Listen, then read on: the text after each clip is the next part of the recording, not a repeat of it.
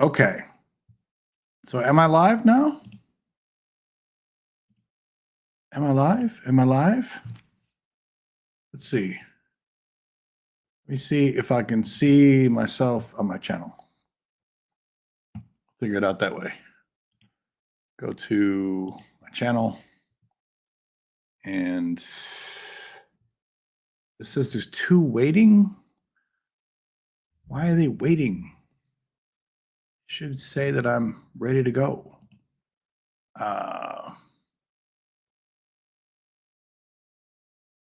Studio mode.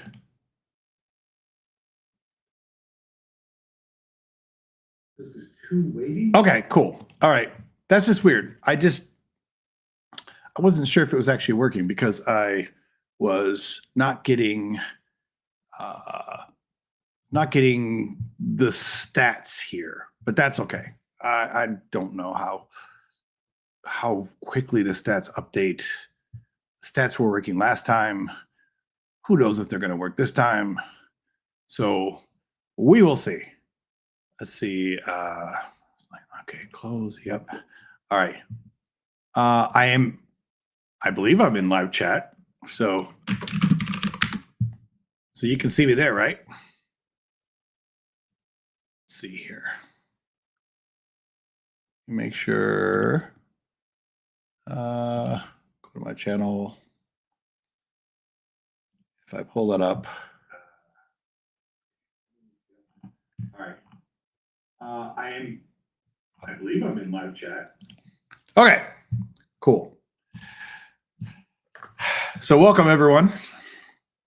All of us, a couple of us so far. There we go. I got stats coming through too. So, all right. The things seem to be working. It was a roundabout way to get there. But you know what? One way or another, I got here. So we'll get together. Hey, Dale, how you doing? Good to see you, my friend. We will get rolling now that I've figured out the things. For some of you that were on my last live stream, you may remember that I kind of got the first inklings of how to do live calls, which was kind of cool. I also kind of went down in flames there at the end of the end of the live stream because I managed to nuke my own feed. Hey, James.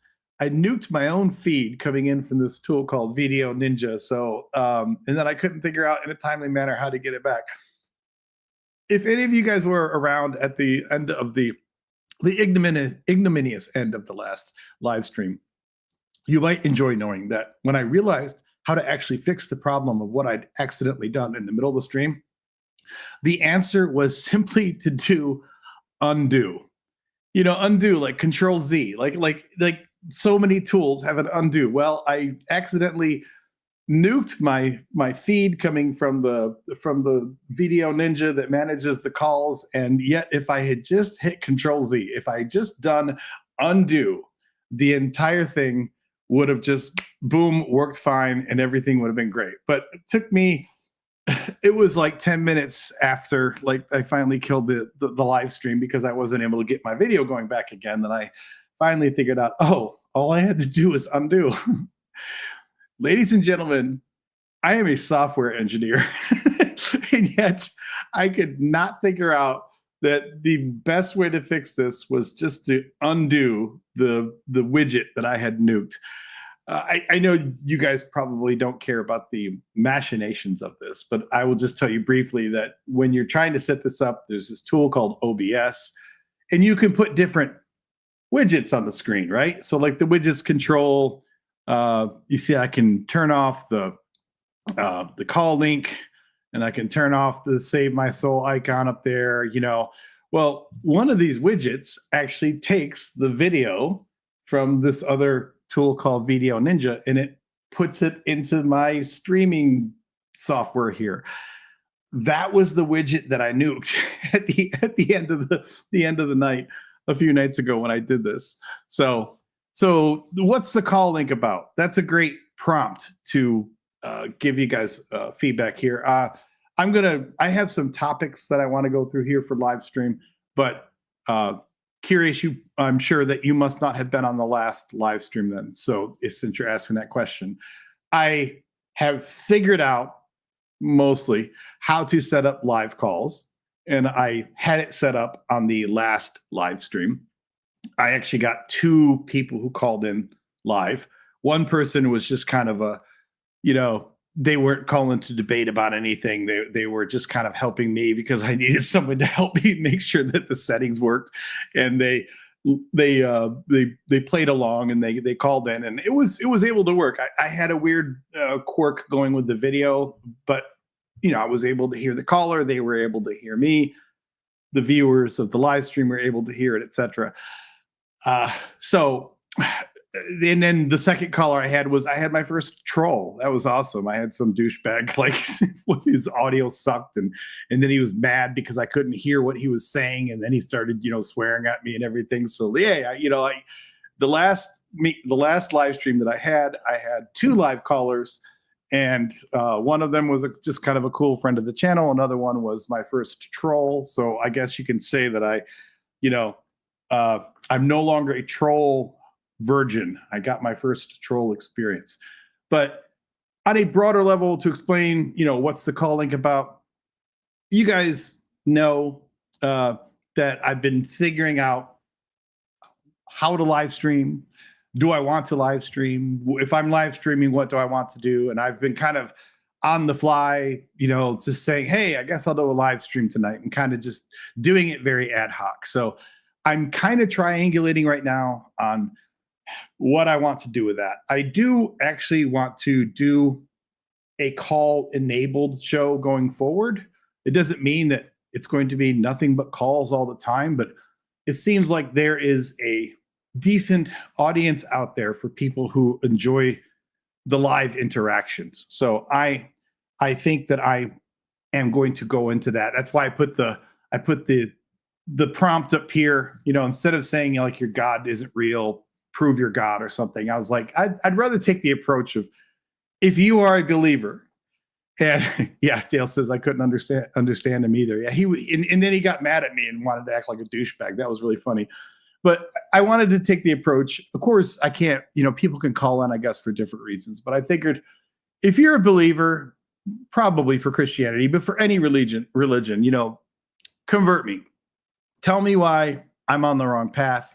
Tell me the error of my ways. I mean, I would love to have anyone who can even give me pause at this point in my life about the theological avenue that I have ended up going down. So I don't anticipate that anyone is actually going to be able to convert me or save my soul. But if anyone can even give me reason to doubt anything of any aspect of my atheism, I would love to hear it, because at this point in my life, I'm not saying that I've heard every argument for God. I'm not saying that I've heard all of the explanations of every religion, but I have heard enough that I would really love if anyone can at any point call in and explain to me in any rational sense why I should believe in their gods, why I should follow their religion, why their religion is better than other religions, because I'm all for it.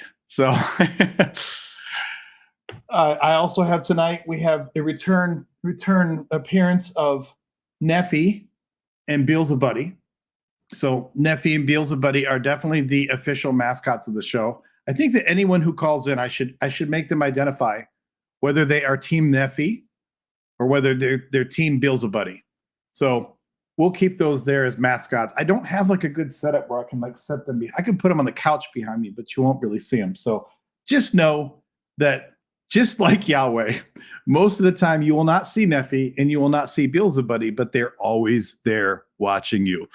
They are omnipresent and omniscient, and they know everything that's happening on the live stream. So don't do anything that in any way will upset Nephi or Beelzebuddy. You've been warned. So if you piss off Nephi or Beelzebuddy, you will have to answer to the powers that be. So that is the answer about what's up with the call link.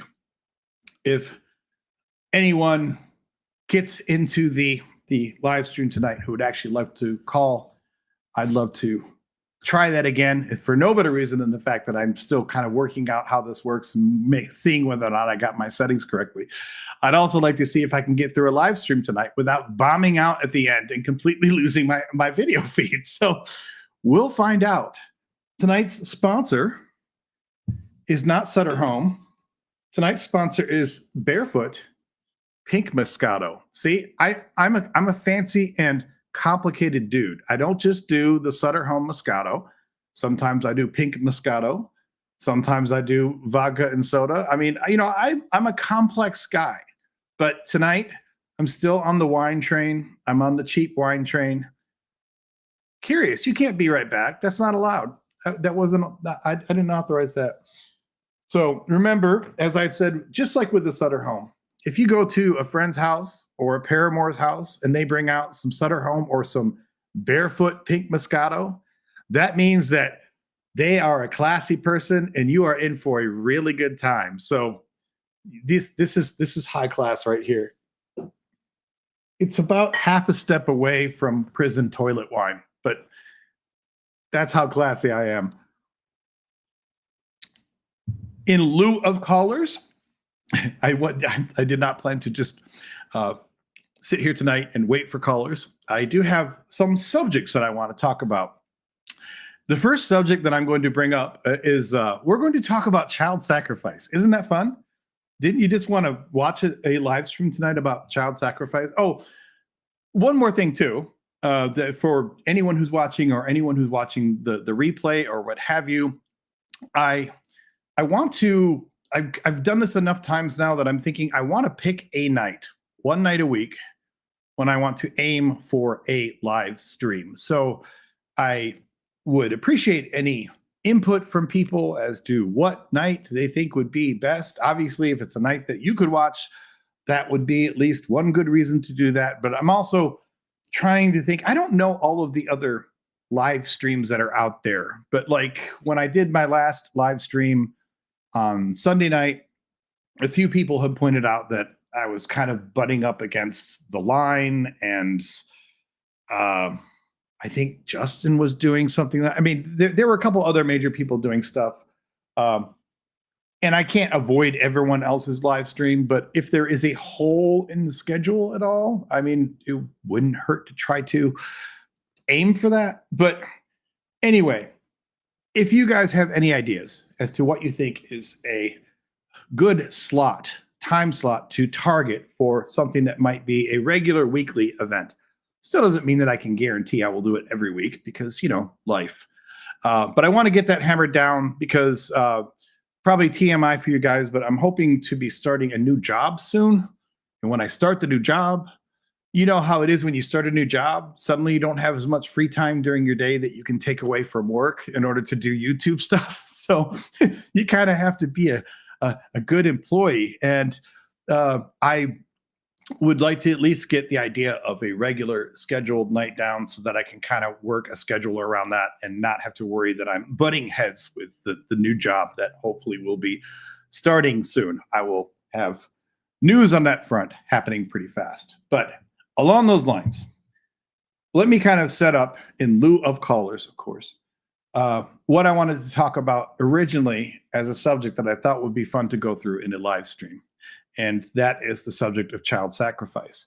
And why do I want to talk about child sacrifice? Is it because I think it's fun to think about throwing babies into ovens? No, that's not cool. Is it because I actually worship Molech or Chemosh? No, that's not cool either. What I thought was interesting about this subject is that I've noticed lately, maybe I don't know if it's a trend or if it's just I kind of key on some things as I'm strolling through a lot of YouTube content. But I've noticed that, in my humble opinion, this is a subject that trips up skeptics, atheists, agnostics, whatever label we want to adopt in this discussion. But I've noticed that this tends to trip up skeptics. And I'm not going to say that I can answer all of your questions on it, but I have done a little more research on it than the layperson. I'm not a Dan McClellan or a Justin at Deconstruction Zone or a CJ Cornthwaite, but I thought that I could share some information with you that might in the future possibly keep you from falling into an area that maybe you don't want to dive into with a believer. So before I show you the notes on this, this really came to mind because a couple weeks ago, I was watching where there was a debate between Glenn Scrivener and Alex O'Connor. You guys might have seen it. Yeah, I know, curious. I know Molech wasn't a god. Although, to be fair, that's not 100% confirmed. I mean, there is, from what I understand, and I'm not a scholar, but from what I understand of the scholarly input on this, I think that there is at least some still reasonable, some people who aren't just pure apologists who argue that maybe Molech was a god. Although I know people like Dan McClellan, he's pretty adamant that he wasn't a god at all. And to be fair, usually if Dan McClellan says that, I kind of default to, yeah, that's probably the answer then. So generally speaking, I agree with you, Curious. I don't think that Molech was a god based on what I've heard from other people that I respect. But I guess I'm just being kind of pedantic here and saying I think that there's at least some little room for debate there, but I'm the wrong person to ask. But I was watching this video with Alex O'Connor and Glenn Scrivener, and I've seen a few other skeptics do this where they're, how you're trying to like score some points. You kind of get that, gotcha moment in there. And he said something in that video that referenced child sacrifice. And not that it was some disaster, but in my humble opinion, it did not go well for him because Glenn knows his scriptures, of course. And I even saw a few reaction videos where other people were saying like, oh, Alex doesn't know what he's talking about. And it's not that I don't think that it's reasonable to discuss child sacrifice in light of what's in the Bible. But I think that the problem is if you think that you're going to bring this up as some kind of gotcha for the believers, and if you think that it's an open and shut case, you might trip over a few things because the discussion is, in my humble opinion, a bit more nuanced than that. And I bring this up because, there are so many things in the Bible that to me are just easy gotcha moments. I mean, even as a non-scholar, I would be happy to discuss with a believer slavery in the Bible all day, because every believer who wants to tell you that the Bible doesn't tacitly endorse and support slavery just is really not paying attention. And it's not like a interpretation of one verse. It's endorsed throughout the book, even up to and including the New Testament, but especially in the Old Testament. So on subjects like that, if you said that you're engaging with a believer and they don't think that the Bible in any way endorses slavery, I'd say, oh yeah, if you know the verses at all and you know what to talk about, bring that up all day, because they don't have a leg to stand on. But if you think you're going to pull a gotcha on a believer because you want to contend that the Bible supports child sacrifice or even implies child sacrifice in certain ways, this is a pretty nuanced and complex subject. So let me, I want to share with you guys some stuff. I'm going to do a little Bible study with you. This isn't going to be anything like God-free Bible study. We're not going to read whole chapters at a time, but I want to share some verses with you to kind of give you the context of what I understand the Bible says about child sacrifice and why this is such a sticky subject to try to bring up to believers as though you are going to score some kind of points there, Oh, I wanted to do this too. I thought it was funny because they have this thing you can set a super chat goal. I should put on here, my goal is to get 1,000 super chats of $10 each or something, but I'm not going to bother with that now. I'm already rolling, but I just looked up in the window and I saw that. I'm like, yeah, that's funny. So let me get this other window here, and I'm going to share with you some notes. Let's see. Let's see if I can do this time without nuking my video feed.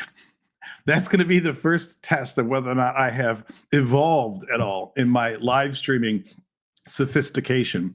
If I can do this without nuking my video stream, that will be a really good thing. So let's do window capture and call this screen 2. and we'll select the window as the Bible app. Okay. That should be good. Okay. So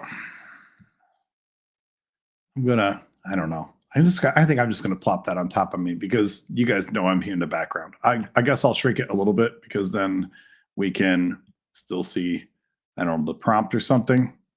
Yeah, exactly, Emerson. That's what I had said earlier in the live stream here that I was apologizing for that again, and I could have fixed the whole thing, Emerson, just by hitting Control Z or undo, but I didn't know that at the time, so I completely nuked my own feed. It wasn't the most gracious of moments. It wasn't my proudest accomplishment on YouTube, but hey, I'm learning, so we'll figure it out eventually. So here's the Bible app, and I need to get a second screen too so I can get the browser. So hang on with me just a second, and I'm not just going to talk about details all night. You'll see what I'm going to talk about. Do this, and let's go with a browser window, and okay, and this is going to be okay. Yeah, this is kind of weird because the browser's like you have to put in a URL to it. It doesn't just do like your whole browser. It's just like you put in a URL to say where you want to go to. And then, yeah, when I do that, it's going to ask me to log in there. Yes, let's remove browser. Oh, I can do screen again on this, I think. Let me do this. 1 second. I'm figuring it out, guys. Hopefully it's going to be better than last time, but I'm getting there. So, and if you guys remember, I told you guys last time too in the last live stream that when I decided I was going to do the capability to have online calls, it also kind of led me to rework my whole setup, like use a different tool entirely. I went from one casting tool to OBS, and like just when I thought I was kind of starting to figure out, then I said, no, let me change everything all again because that's smart. But, I'm trying. So here we go. Bingo. Okay, I'm getting there. So let's do this. We're going to, can I shrink that? Yes, I can shrink that and it will keep that. And then I can do this. And then, man, I feel like this is cool. I'm like actually kind of sort of figuring this stuff out. All right, there we go. Cool. Nice. So let's keep the calling there just in case anyone calls it. And then this needs to be, I don't know how well you guys can read this too. Like if this is pointless, let me know. Like if you can't even see what's on the screen, I'm going to make this bigger. So hopefully it's easier to read. But if it's still like, yeah, we can't even read that. I know some of you may be on mobile. And if it's on mobile, you're probably not going to be able to see it either way. But if you're on a desktop, hopefully this is big enough that you can see it. So, and then there's one other thing. So if I move to there, then you can also see this too. This is perfect. So this is what I want to show you is what the Bible actually says about child sacrifice and why it is a little tricky and a little nuanced to try to sit there with someone and say, aha, the Bible supports child sacrifice or what have you. That's a little problematic. And here's why.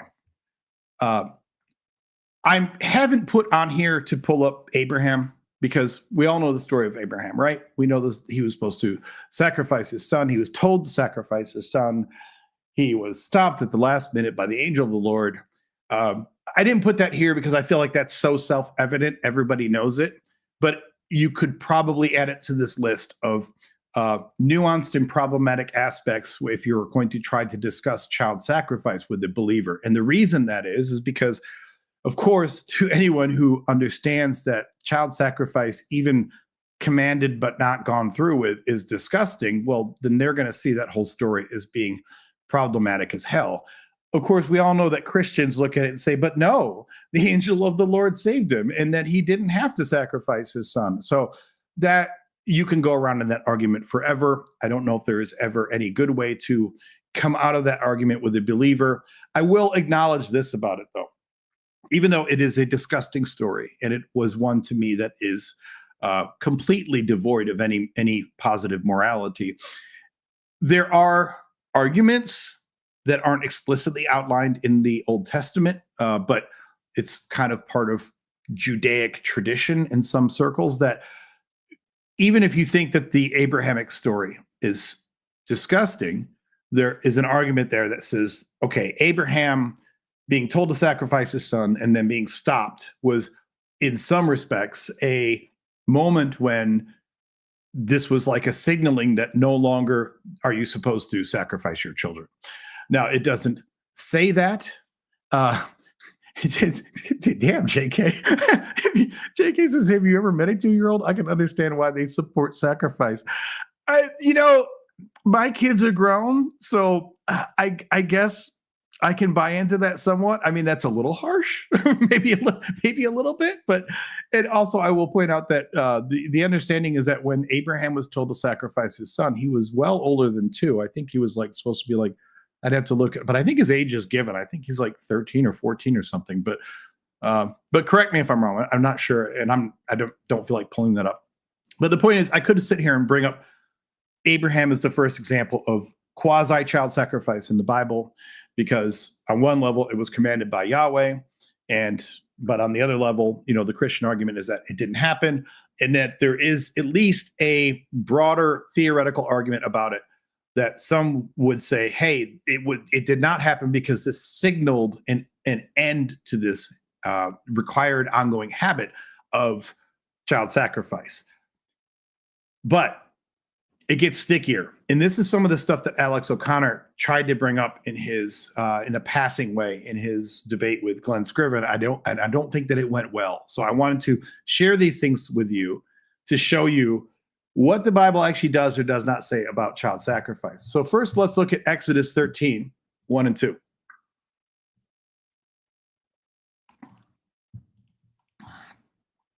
So here it says, the Lord said to Moses, let's do this. Well, I guess it's 1 and 2, yeah. So the Lord said to Moses, consecrate to me all the firstborn, whatever is the firstborn to open the womb among the Israelites of human beings and animals is mine. Now, I've seen like a video, for example, from Dan McClellan, where he explains that, yeah, this seems to be a reference to the idea that, if the firstborn among of the womb are mine, and usually when a God says that the firstborn of the womb are mine, that means that you're supposed to give them your firstborn. And usually giving children to God implies that they're not coming home. So it is not unreasonable on some level for some people to look at this and say, this feels a whole lot like commanding child sacrifice. To be fair, there are also some problems with this, right? Because consecrate doesn't have to mean sacrifice, of course. Consecrate is a more nuanced term. You can take, for example, an animal that you are sacrificing, and you can say that you have consecrated it to the Lord while still slaughtering it on an altar, okay? So consecrate doesn't deny entirely the idea that the commandment is to sacrifice the child, but there is wiggle room here for all Christians who want to say that this does not explicitly tell us to sacrifice children. Now, you see here in the notes, I said that's the good, or by the good I mean like the argument that says, hey, we're not supposed to sacrifice children. The bad is that in the exact same sentence, it says that they have to consecrate the firstborn of the womb among the Israelites of human beings and animals. And this happens all the time throughout the Old Testament, where God speaks in the very similar terms, usually in the same sentence, about humans and animals. There are many times when it becomes pretty clear, if you're paying attention, that the ideas that he has of humans and animals are not that distinct. And this is a perfect example of that, where it's saying, yeah, consecrate to me all the firstborn of human beings and animals. So on one level, I could say to you, if I want to play believer's advocate, I can say, look, this doesn't say I have to sacrifice my children. It just says I have to consecrate them. The problem with that is that it also says you have to consecrate the animals in the exact same sentence. And nobody, I think, would read this verse and think from this verse that you're not killing the animals. So that's where I think this gets, if we're having a reasonable conversation with a believer, that's where I think that this gets really tricky for believers, because clearly in the exact same sentence, you can't tell me that you're going to come out of this verse thinking that the animals are going to be alive. The animals are absolutely going to be slaughtered on an altar. And in that same sentence, it's saying that you're also going to consecrate the human beings. So I'm just bringing this up so that we understand there's two different arguments here for this verse, and they're tricky. So let's move on from there. Yeah, JK, I mean, there was Herod slaughtering the children under two, but that was never presented in any way as a sacrifice or a consecration to God. That was presented merely as a barbaric act that supposedly happened, although historians, I think, have no reason to believe that it did happen. But that was a barbaric act of just trying to get rid of this supposed baby king. Yeah, I'm curious is saying the same thing. How does Herod ordering slaughter of children mean God approves? Yeah, so I hear what you're saying, JK, but I would not include that in this discussion. So let's interestingly move just a few verses down from here. So this is what it says in Exodus 13, 1 and 2. Now let's look just a little ways down at Exodus 13, 11 and 13. So here it says the consecration of the firstborn. When the Lord has brought you into the land of the Canaanites, as he swore to you and your ancestors, and has given it to you, you shall set apart to the Lord all that first opens the womb. All the firstborn offspring of your livestock that are males shall be the Lord's. But every firstborn donkey you shall redeem with a sheep. If you do not redeem it, you must break its neck. Every firstborn male among your children you shall redeem. So here's the good part of these. First of all, just like up here, it says consecrate. Well, in this case, it doesn't say consecrate. Well, it does in the header here. But in terms of the text, it says you should set apart. Okay? Just like consecrate. Set apart doesn't necessarily mean that we are killing them, right? But the also good part here is this is the first time we see this reference to the idea that the boys and the animals can be redeemed. In other words, God is saying, yeah, you're supposed to give them to me, but you don't really have to give them to me. You can essentially pay me a price. And in return for paying me a price, then you don't actually have to give them to me. So it's almost like saying that there's a tax on your firstborn. It's a tax on your firstborn males. It's a tax on your firstborn livestock. And as long as you keep paying the tax, then there's no further thing that you have to, you're not going to lose the kids. You're not going to lose the livestock for that matter. But here's the bad side of this. Once again, just like the first example, we know that the animals that are set apart are going to be sacrificed. I mean, I don't think there's any reasonable historical reading of this that says, oh, once we set apart the animals, except for the ones that are redeemed. I should mention that because it says you can redeem like the donkey with a sheep, and you can redeem or you can break its neck. So, but clearly it's implying that there's going to be a lot of livestock that are killed as part of being set apart, right? But once again, Christians will say, well, this doesn't mean that they have to sacrifice the kids because they're just set apart. And then the biggest thing that they will move back to is that they'll say, but we can redeem them. But I also want to point out a really weird quirk here of the language. And I don't know if this is purposeful or not. It would take someone with a lot more biblical knowledge of this to really weigh in a intelligent way. But notice in this 11 through 13, it's different language because in Exodus 13, 1 through 2, it said all the firstborn. But in Exodus 13, 11 through 13, it says that you have to sacrifice, you have to set apart all the firstborn offspring of your livestock. Where is it at here? You shall set apart to the Lord all that first opens the womb. So that implies that it's everything. But then it gives you redemption details for the male children. Notice it doesn't specifically tell you if you can redeem the female children. Now, I don't know what someone like, Justin or Dan McClellan or someone with biblical scholarship behind us would say on this.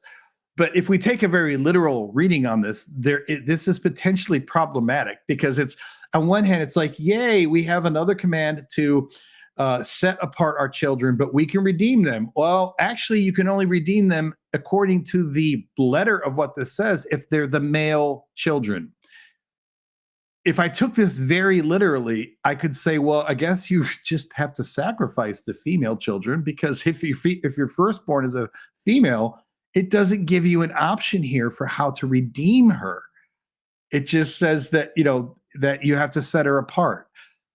So once again, there is ambiguity in this, and it's problematic. And like when you hear Dan McClellan talk about this, he essentially talks about how there were a lot of syncretic traditions happening here, where you had a lot of old practices, probably in some of the older versions of these texts, that presumably probably had commandments or accounted for human sacrifice.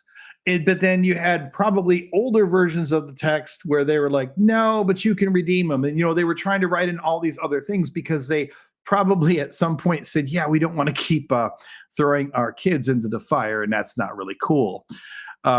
Dale says, redeeming sounds like an extreme form of bail. I mean, it really is. Redeeming is it's an economic term. And the reason that redeem is used so frequently in the Old Testament, because he frequently says that he redeemed his people. He redeemed them out of Egypt. He also, in Judges, for example, redeems them in some cases when they've screwed up, and he redeems them from the Philistines, and he redeems them from other people.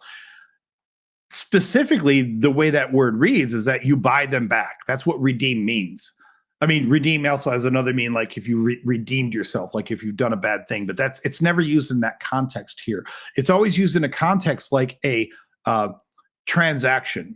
Now, I don't mean to imply that God was literally, handing people money in order to get his Israelites back, but he repeatedly refers to them in these terms with regard to redeeming. And redeeming is something that would be a term often used for slaves. If you're going to buy back a slave from, used to have a slave, the slave's no longer yours. Now you're going to buy them back. And that is absolutely the context in which they use redeem. So in this respect, he's saying that essentially the firstborn are mine by default. And if you want to get them back, you can buy them back from me. You can redeem them. So I think it is meant to sound like a pretty extreme form of bail. So we've seen now with Exodus 13, 1 and 2, and Exodus 13, 11 through 13, where these are all not clear, but they're also kind of problematic. So let's now look at Exodus 22, 29 and 30.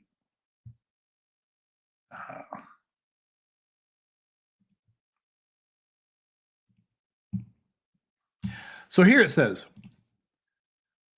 you shall not delay to make offerings from the fullness of your harvest and from the outflow of your presses. The firstborn of your sons you shall give to me. Then it says, you shall do the same with your oxen and with your sheep. 7 days it shall remain with its mother. On the 8th day you shall give it to me. So keeping with my habit here. So what is good about this if you want to take a pro-Christian viewpoint? Well, once again, give to Yahweh. Give to Yahweh doesn't by default mean sacrifice. Just like consecrate doesn't have to mean sacrifice. Set apart doesn't have to mean sacrifice. Then again, give to Yahweh doesn't sound like it's not sacrifice, but you could make the argument if you don't want to believe that this is sacrifice. And the also good here is that in this particular passage, he says this is specifically the boys. He says, so there's no mention of the girls. Remember I said in the previous one, it said that all of the firstborn had to go, and it only gave you a redemption option for the boys. Well, in this one, we're saying that that the girls aren't even mentioned. It's only saying to do the boys. So I guess you could say good, like yay, I guess. Here's the bad. Once again, we know that the animals that are given to Yahweh are going to be sacrificed. So if you want to keep telling me that, no, but that doesn't mean sacrifice to the boys or the girls, well, the other animals that are basically mentioned in the exact same breath, we know they're going to be sacrificed. So it's kind of weird to assume by default that the human children will not be sacrificed when we know that the animals referenced here would be sacrificed. And then the other bad part of this is that strangely, there's no redemption option. Notice here within a couple of chapters, you have a command to give them all, and there's no redemption option. Then only a few verses later, he gives you a command to give them all, but he says, well, but you can redeem the boys. And then a few chapters later, then we have a command to give the boys, and there's no redemption option again. It's like this is why I say it feels like there's multiple traditions being consolidated into a single volume of Exodus, because taken as a single narrative, it doesn't even make sense why you would give these essentially three similar but different in significant ways commands through Exodus 13 at the beginning of the chapter, Exodus 13 at the end of the chapter, and then Exodus 22 at the end of the chapter. So let's look at just two more verses here, and I'll give you kind of a final breakdown on this. So we're going to look at, I'm not going to pull all these up. I'll pull up the first one just to kind of give you a taste. So there's Numbers, because these are all the same theme. 3, 11. Now this isn't about sacrifice per se, but it's kind of ceremonially the same thing. This is when we start talking about the Levites. And I'll just read with this one. I won't read all of these, but this one is a good taste. So then the Lord spoke to Moses, saying, I hereby take the Levites from among the Israelites as substitutes for all the firstborn that open the womb among the Israelites. The Levites shall be mine, for all the firstborn are mine. When I killed all the firstborn in the land of Egypt, I consecrated for my own all the firstborn in Israel, both human and animal. They shall be mine.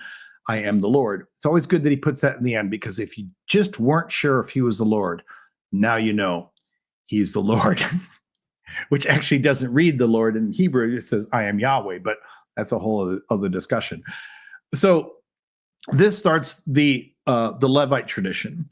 And you can see that the Levites, in theory, are ceremonially put in place as they're put in place for a couple of reasons. One is because they become like his essentially his slaves that manage the temple, and they manage the religious rites and everything. But more specifically, they also seem to be this replacement for any idea that you would ever have to sacrifice anything, even to the extent of not having to redeem things, because it's not saying, well, you still have to redeem your first child. It's saying, no, basically, instead of you having to redeem your first child, I'm taking the Levites. Now, to be very clear on this, so let's look at the good on this. And this is referenced in Numbers 3, 11 through 13. It's also referenced in 3, 40 through 41, and in Numbers 8, 16 through 18. I'm not going to pull all those up. That would get a little tedious. So curious, so he's saying the Egyptian children were standing for the Hebrew children. Sort of, because this all flows theoretically or theologically from the Passover, right? The idea that you hear from Christian and Jewish theologians is that this ultimately comes from the idea that when they left Egypt, or right before they left Egypt, he took all the firstborn children, although he saved the Hebrew children, assuming that they'd put the blood on the door and such.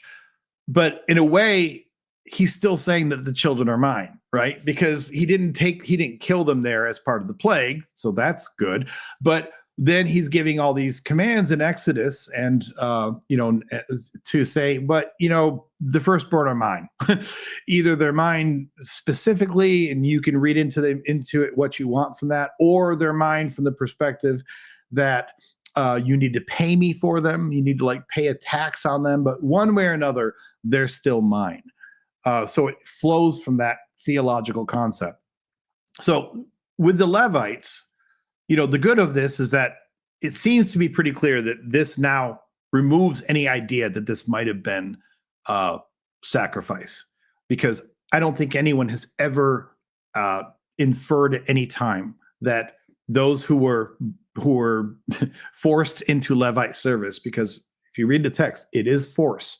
But those who were forced into Levite service, I don't believe were ever it was never implied in any way that they were sacrificed. Their sacrifice was that they had to work for God in the temple. And if you want to take it as a good thing, the good thing is that he's pressing the Levites into service in place of the firstborn. So not only are we not sacrificing the Levites, at least not literally sacrificing them, but it's also kind of relieving us of this burden that we have to now do something with our firstborn kids. Now, the bad of this, if you want to look at it this way, is that there's no redemption option there. The Levites aren't given a choice in this matter. He says that this tribe, this whole fucking tribe of people is mine, and they're gonna be pressed into the service. Now, I'm sure that in ancient Hebrew society, there were probably a lot of people who saw this as an honor.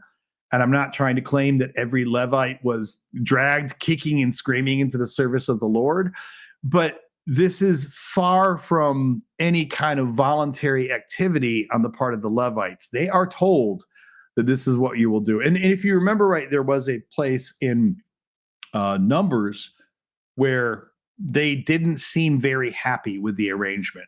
But I'm not going to pull all of that up now. And then the last thing I'm going to bring up to you is kind of related, is Numbers 18, verses 15 through 17. And, well, first I'll read this. The first issue of the womb of all creatures, human and animal, that is offered to the Lord shall be yours. He's talking to Aaron here, by the way. But the firstborn of human beings you shall redeem. Here we get the redemption thing again. And the firstborn of unclean animals you shall redeem. Their redemption price, reckoned from 1 month of age, you shall fix at 5 shekels of silver, according to the shekel of the sanctuary, that is 20 gerahs. But the firstborn of a cow, or the firstborn of a sheep, or the firstborn of a goat, you shall not redeem. They are holy. You shall dash their blood on the altar and turn their fat into smoke as an offering by fire for a pleasing odor to the Lord. Because ain't nothing that Yahweh loves more than the smell of a good barbecue. That is really the number one lesson that you should, if you take nothing else from the Pentateuch, you should remember that God loves him some barbecue. And if he can just sit there and smell the barbecue all day, that's going to be a happy Yahweh. So the good of this is that, giving these to the Lord when he's talking to Aaron, I don't think under any reading means sacrifice. The bad of this, if you want to take it that way, is that we know the clean animals that are given to the Lord will be sacrificed. And once again, we're getting that talk of a redemption price. So this is unclear to me, actually, because at this point we have already defined the Levites, and he doesn't say that the Levites are going away, but he's bringing back the idea of a redemption price. So to me, how is that not a double payment? Because if you've already taken the Levites as being the replacement for the firstborn, right? But then you're also saying, but you need to redeem your firstborn again. You're basically saying we need to pay you twice for the firstborn. We have to pay you the whole tribe of the Levites, and we have to pay you out of our pockets for our firstborn. Secular scripture says, I have a friend who is a Cohen. That's a Levite family name. And he is the only Jewish guy I know who gets harassed to do synagogue duty, almost like he's Christian. That's interesting, secular scriptures, because I've asked before, like on some of my other videos, to what extent are Levites even still a thing? Now, I know you can say, well, according to names, right? You can say, oh, he's a Cohen, so he's a Levite. But like, I know that this was generally speaking set up as duties for the temple. And in ancient Israel, there was one temple, right? There was one temple, then it got destroyed. Then there was the second temple, then it got destroyed. But to what extent are Levites still a thing? Or for that matter, to what extent are Nazarites still a thing? Are there any Jews that considers themselves to be Nazarites? I mean, there probably are some Jews who consider themselves to be Nazarites with regard to lineage, but are there any Jews who consider themselves to be Nazarites with regard to their behavior, like they actually would go along with it? I don't know. So here's a synopsis. This may feel like a little long, but I wanted to kind of share this stuff with you. And here's my synopsis of all this. This is why I think you should, I don't know, maybe care, right?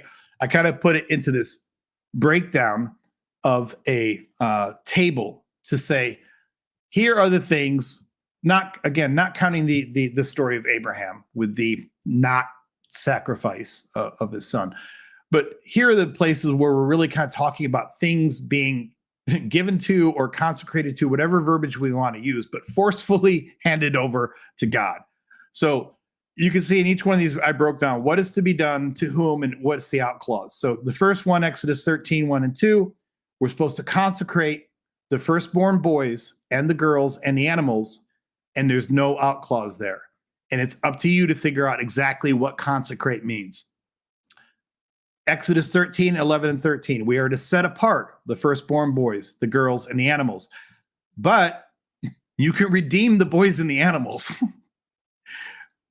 If we just go by Exodus 13, 11 through 13, you can't redeem the girls. So I don't know what happens when they get set apart. You can figure that one out. Then Exodus 22, 29, and 30, we are supposed to give to Yahweh the firstborn boys and the animals. No mention of girls this time, but there's no out clause. You can't redeem them. You just have to give them to Yahweh. Again, what does it mean to have to give your firstborn son to Yahweh? Okay, you fill that in. These verses from Numbers talk about the Levites. These three here, these all talk about the Levites, talk about giving them to Yahweh, basically as a replacement. And then finally you have this one for Numbers talking about Aaron, where you're supposed to give to Aaron, which basically means giving it to Yahweh, because Aaron was the head priest. Give to Aaron the firstborn boys, the girls, and the animals, but you can redeem the humans and the unclean animals. So I went through all of this exercise. I don't know if this was boring or hard to follow. I went through all this exercise to say that you can look at this. I don't think it's unreasonable to look at this and say, man, it kind of really feels like they're talking about the potential here for human sacrifice. And from what I understand from watching videos from people like Dan McClellan, I'd think that amongst scholars, it's at least understood that at a minimum, there was this kind of memory of child sacrifice that plays out through the Pentateuch, this kind of echo of child sacrifice.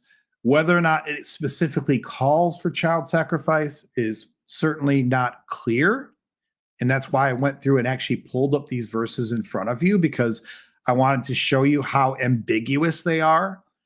I think that if you're talking with a reasonable, level-headed believer, a friend of yours or something, and you just want to talk about how there are some problematic issues with some of these ancient texts, you could probably have a reasonable conversation with them about it.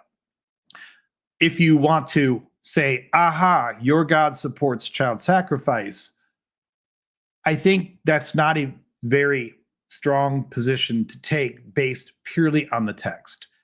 There are some clear echoes here.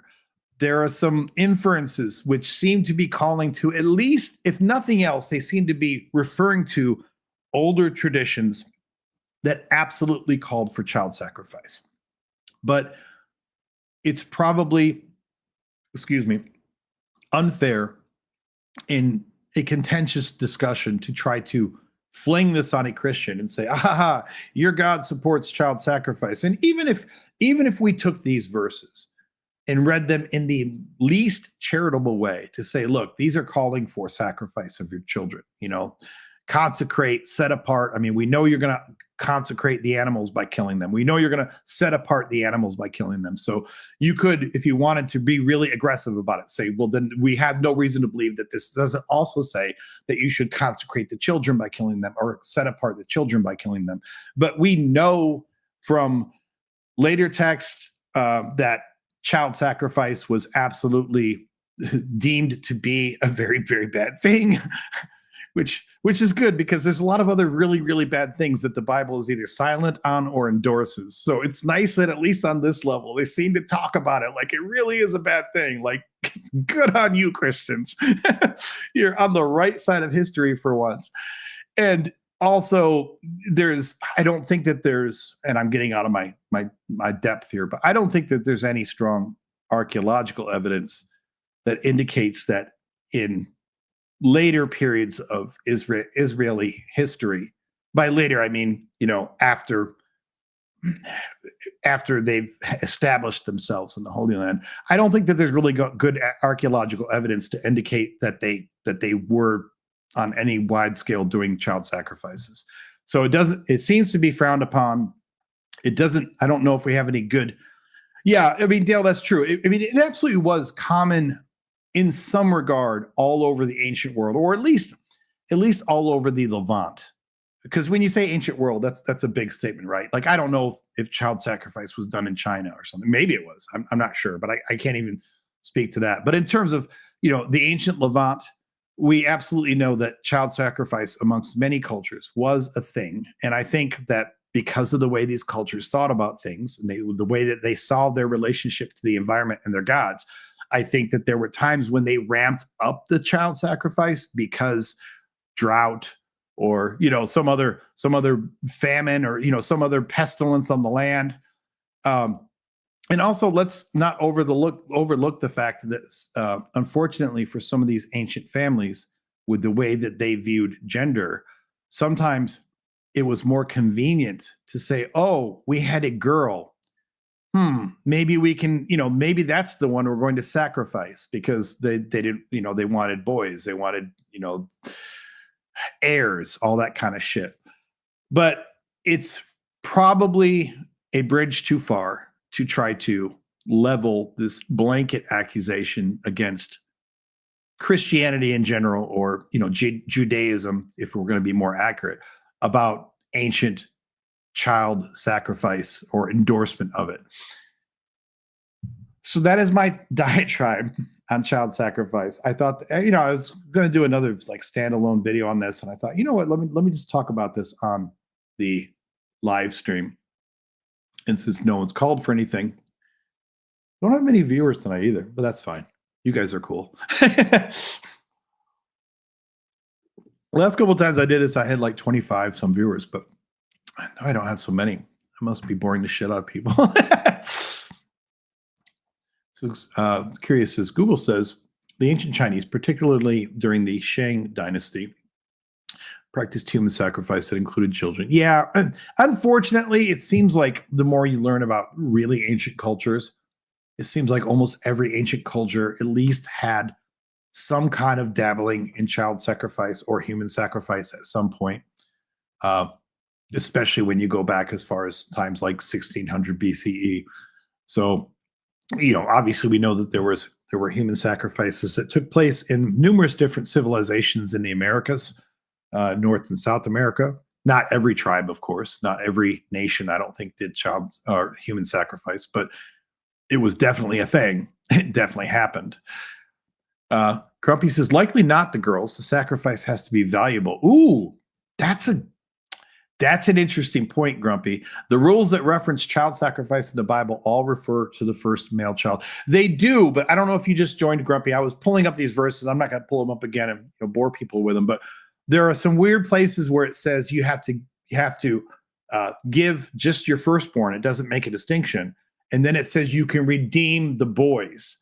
And if we take that extremely literally, it sounds like you have to redeem your first child, but you can redeem a boy. But if it's a girl, you have to sacrifice her. I'm sure that some other people would say, no, you're taking it too literally, Adam. But you have a really good point there, Grumpy, about how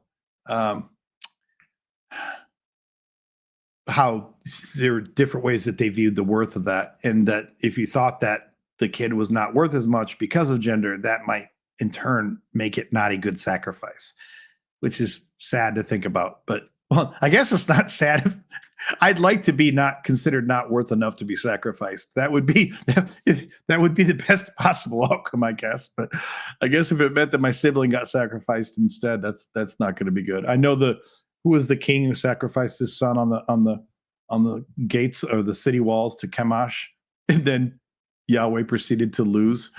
But I'm getting off on tangents. Okay, so we've covered that topic. Now, I did have some comments I wanted to get into. So let's do that. And let me kind of work out here what I'm doing. Give me a second.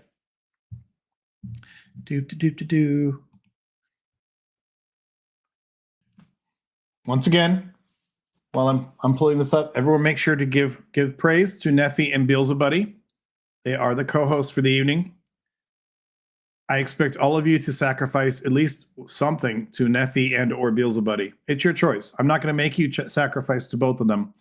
I'm not even going to make you sacrifice a child, although, I'm open-minded. So it just depends on how much you want to please Nephi or Beelzebuddy.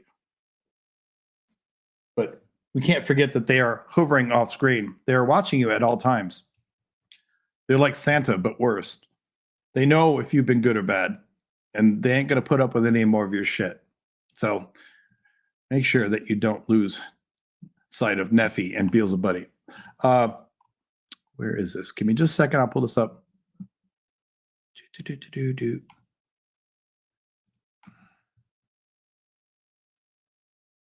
Yes. Praise Nephi and Beelzebuddy. Thank you, Curious.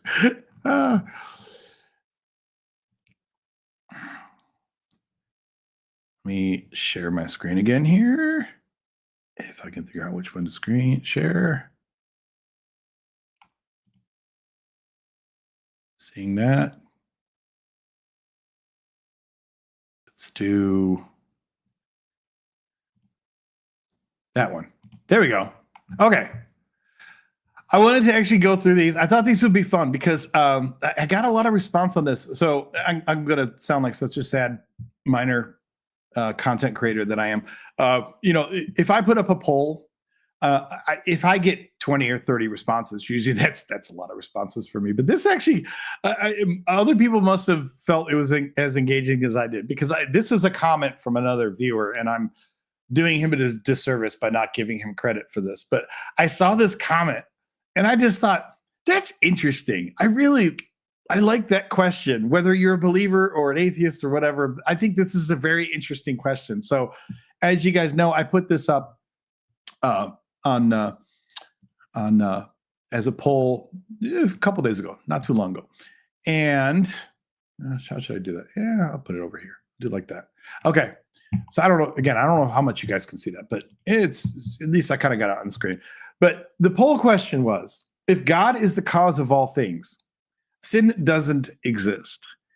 And I thought it was interesting on a couple levels. One, because like I said, it can spark very different answers as to whether or not you are a believer or not. Even if you are not a believer, there are all kinds of avenues we could go down here, like how exactly are we defining God? Are we granting God's existence in this question? All that, those types of things. A little more than half of you agreed. The second best answer, because you guys are awesome, is sin is fun. So yay, sin. So I think that was definitely if not the best answer, definitely the second best answer. And only a handful disagreed or were unsure. But I wanted to go through some of the responses to this. I thought that they were pretty interesting. I thought that the original question, which was interesting, which is why I made it into a poll. And some of the responses that came also were interesting. So, Hey, you all says sin is God's opinion, so only exists as look what you made me do. That's very fair. I did a whole video a few months ago where I was in the courtyard of a local brewery, and I was talking about what even is sin. You think that would be an obvious answer, I was a Christian for 40 years, and even if you're not a believer, you think that what is sin according to your religion would just be like one of the stock answers that everyone can answer. And it's funny to me, if you think about it, how much Christians will disagree even on the definition of what sin is. But yes, some people would say it's God's opinion, which would, of course, make it the most subjective thing possible. It would also make it completely unknowable. And I know some people would say, well, you have the Bible. The Bible lets you know what God's opinion is. But yeah, bullshit. I mean, because even if the Bible is God's opinion, it could have changed. The Bible's old. So that's one way to look at it. Lisa for Truth says, sin is falling short of God's will.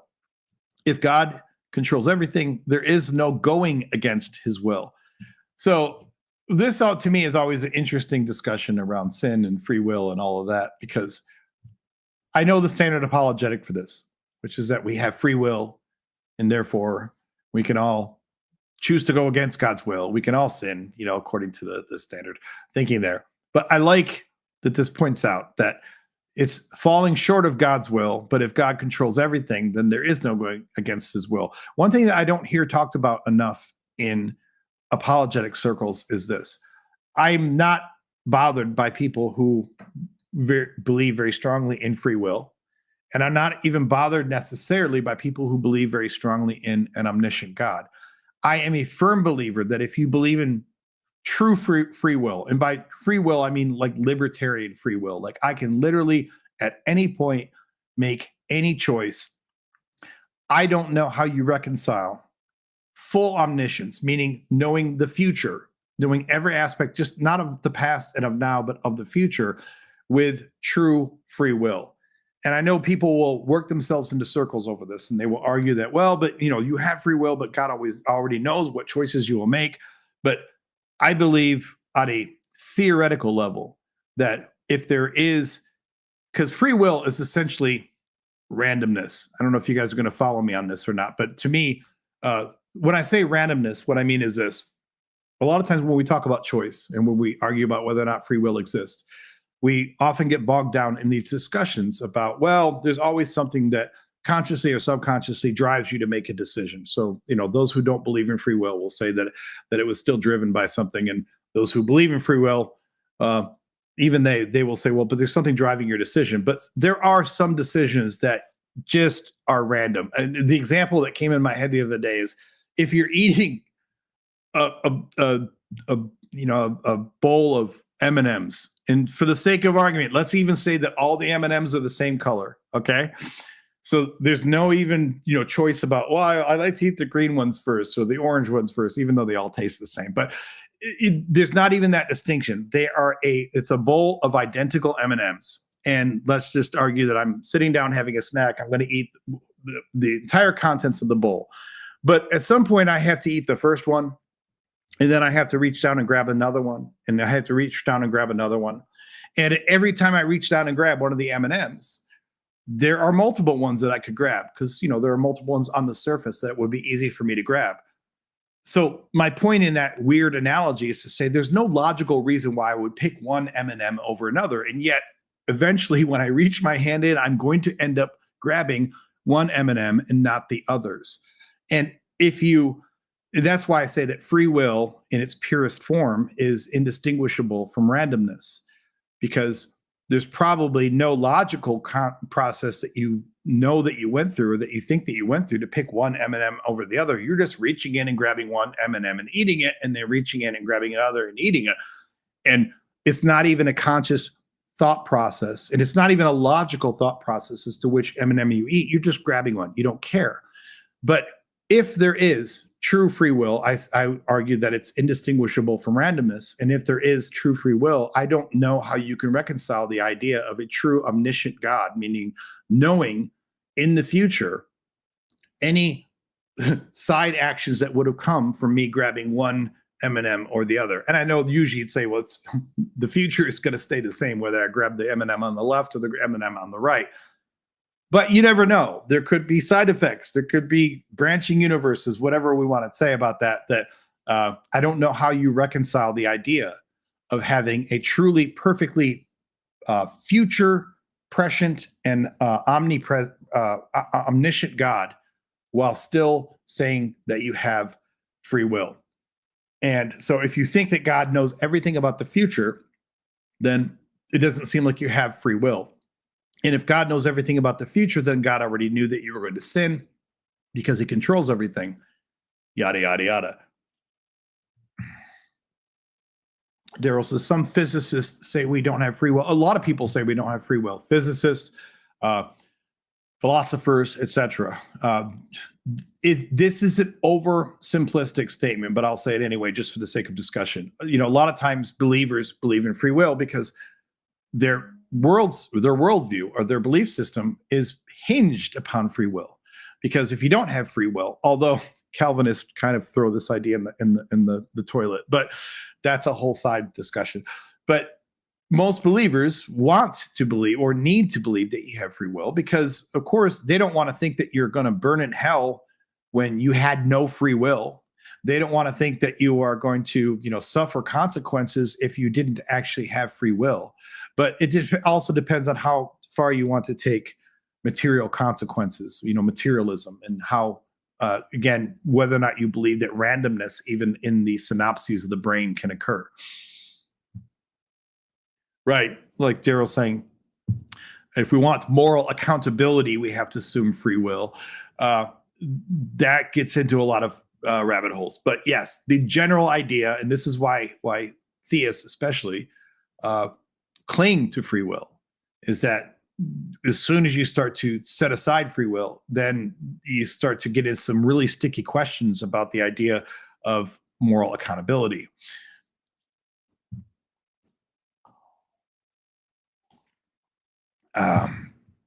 So Sparther says, I could save your soul, but I'm out of gosh, I just said dick space. That's what kind of Freudian crap was that? I could save your soul, but I'm out of disk space. Sorry. Well, that's a shame. I would love to hear how you would save my soul, but I guess since it's not like a cell phone thing where you're calling in, but you're essentially calling in through the interwebs, I do understand that if you are that tight on disk space, although I will also say if you are that tight on disk space, not dick space, you are going to need to address that quickly, I assume. If not by buying more disk space, you at least need to clear something up. As a computer engineer myself, I can tell you that disk space is not a luxury. It is very much necessary for the happy functioning of your computer device. And it's funny how even modern devices can suddenly turn into a heaping pile of shit if their disk space, free disk space, gets below a certain critical threshold. But hopefully in the future, we can do this again, and you can let me know how you're going to save my soul. I'm just looking at some of the other questions here. Genesis 15 is incompatible with free will. God not only knows the future and is planning punishments for sins not committed yet, but he tells the future to Abraham, which means the future happens anyway. Right. I mean, yes and no. I mean, he does tell the future to Abraham. How much of the future he tells to Abraham? I mean, it's not like he tells him that the Seattle Seahawks are going to beat the New England Patriots in 2026 by this score. I mean, he basically just says, yeah, you're going to be as numerous as the sands on the beach and all that, which if you really want to be argumentative about it, you can say that God does not tell Abraham the future because he uses metaphor or poetic speech, if you will, to actually to indicate to him how many of his offspring would be there. He talks about sands on the beach. He talks about stars in the sky. And if you wanted to be pedantic about this, you could say that that's not actually what happened, and we have no reason to believe it ever will happen because it's just not that many people that have ever lived. So we could say no, he did not tell Abram the future. But I know that when I was a Christian, I would have told you if I had said that to myself, I'd say, yeah, you're kind of being an asshole. You're just picking nits at this point. Yeah, Freud would be laughing at that one. But I mean, my defense, after a couple good solo cups full of the pink Moscato, trying to say disk space in an efficient manner is not nearly as easy as one would think. The lexical difference between disk space and dick space is incredibly scant, And I would argue that dick space rolls off the tongue much easier than disc space. But I'm not trying to make excuses. I'm just saying, throw a brother a bone. 0 bites on that particular space, if you don't mind. Oh, and the curious is, I don't care if we have free will. I don't believe in God, heaven, hell, or souls. I am totally with you. I won't beat this all night, but I will say that I believe in free will, but not in this way that a lot of believers do. I want to do a video on this in the future because there's something that I never hear people talk about. I'm not saying I'm the first one who's ever come up with it, but I've never heard anyone talk about the fact, or what I see is the fact that when you want to talk about things like, does free will exist? Well, tell me about your context, meaning that if the decision is completely free in your mind, if you can't see any way in which it's controlled by anything else, is it free? So an example of this is like, if I take a die and I roll a die, a fair die, or if I take a coin and flip a fair coin, functionally speaking, we call that random, because as soon as you flip the coin, there, in terms of fluid dynamics with the air and vector forces on the coin and all this other stuff going on, there, even though that feels like a simple little physics equation, there's actually so much shit going on in that span of a couple seconds while the coin flips that even with modern supercomputers, we wouldn't be able to sense everything that the coin is doing and then in turn predict how it will fall within real time before it does. But that being said, a coin flip is never truly random, because if you could in real time measure all of the forces on that coin, the fluid dynamics of the air, the centrifugal force, et cetera, then in theory, you could predict with absolute certainty on every coin flip, once it was in the air, whether it would land heads or tails. So it wouldn't be random. And there is no coin flip that has ever happened that is theoretically, philosophically, perfectly random. And yet, to try to say on a practical level that it's not random risks being rather pedantic, because in lieu of having this amazing supercomputer that is even more impressive than any supercomputer we've ever created, in lieu of being able to measure all of those forces in real time, it is random. I know this feels like I'm getting off on a tangent. You might think, what the fuck am I talking about? But this is what I'm talking about with regard to free will.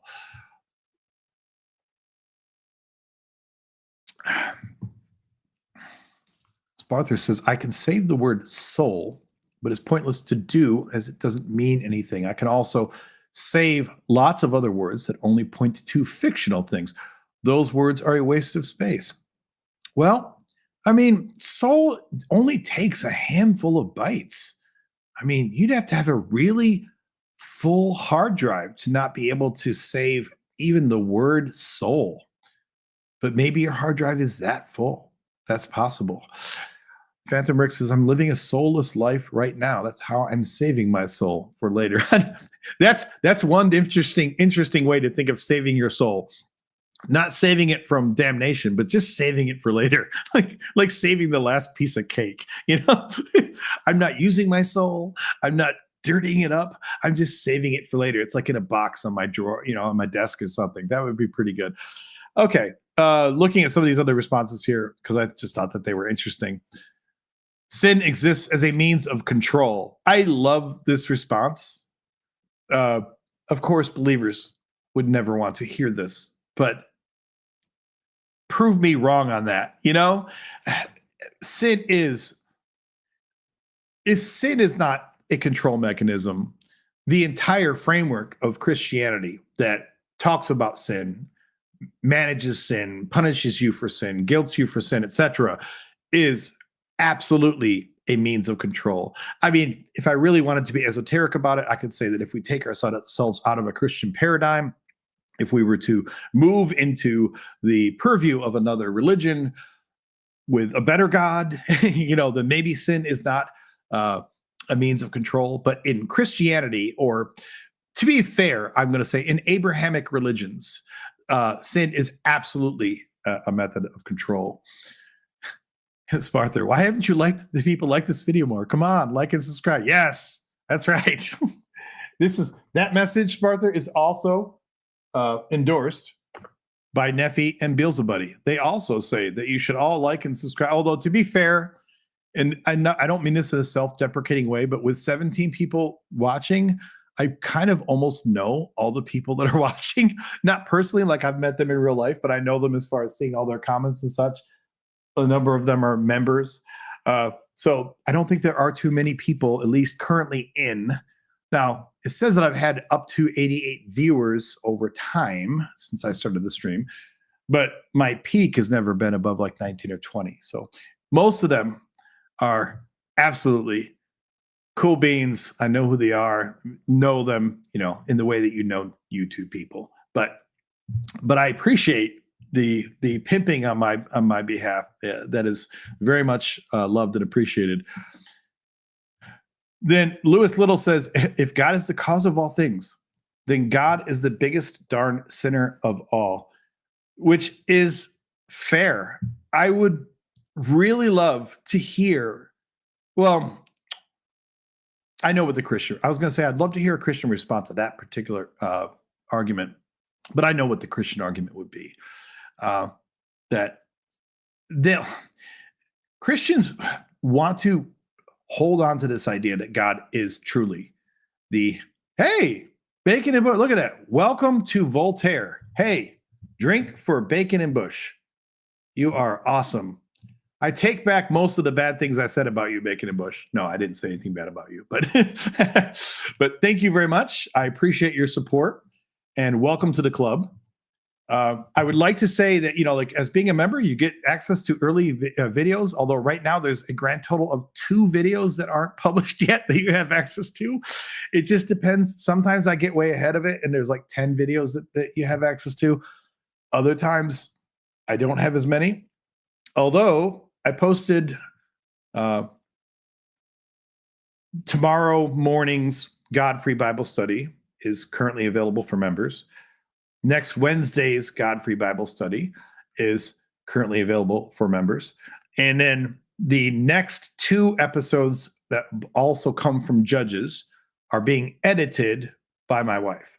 Not as we speak, but she was editing them today. So within a few days, probably, there will be at least 3 or 4 more videos posted for God-Free Bible Study. I also recorded 2 response videos today. One response video to a video from Ruslan KD, where he proclaimed that atheism is dead. Christians never get tired of that crap. They will tell you all day long that, that is catnip for Christian apologist channels. Atheism's dying, atheism's dead. Like, oh, it's just all going away. I get it. You want clickbait, but that's cool. Sent 5 Skepticus gift memberships. Thank you, Bacon. I love it. Damn. Well, thank you very much. Man, I gotta drink. I gotta drink more to that. I am loving this. Curious says, how's your other channel going? Thank you for asking. I would say it's going well. I don't want to over emphasize it. When I first launched it, it seemed to go through this nice little rise. I was, like the subscribers were rising and the views per day were rising. It's getting more and more traffic. And then lately it's kind of petered out. Now, don't get me wrong. When you're on YouTube as a content creator, unfortunately, you learn a little bit that this is not linear.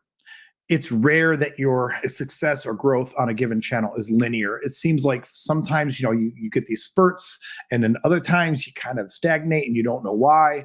Sometimes maybe it's because your content isn't as good. But although with the other channel, with Time Skimmer, every content is kind of the same. Not the same exact words, of course, but it's like, well, if you liked one of them, you're probably going to like the others. And if you don't like one of them, you probably wouldn't like any of them. So I can't tell you exactly why. So it is, it's called Time Skimmer.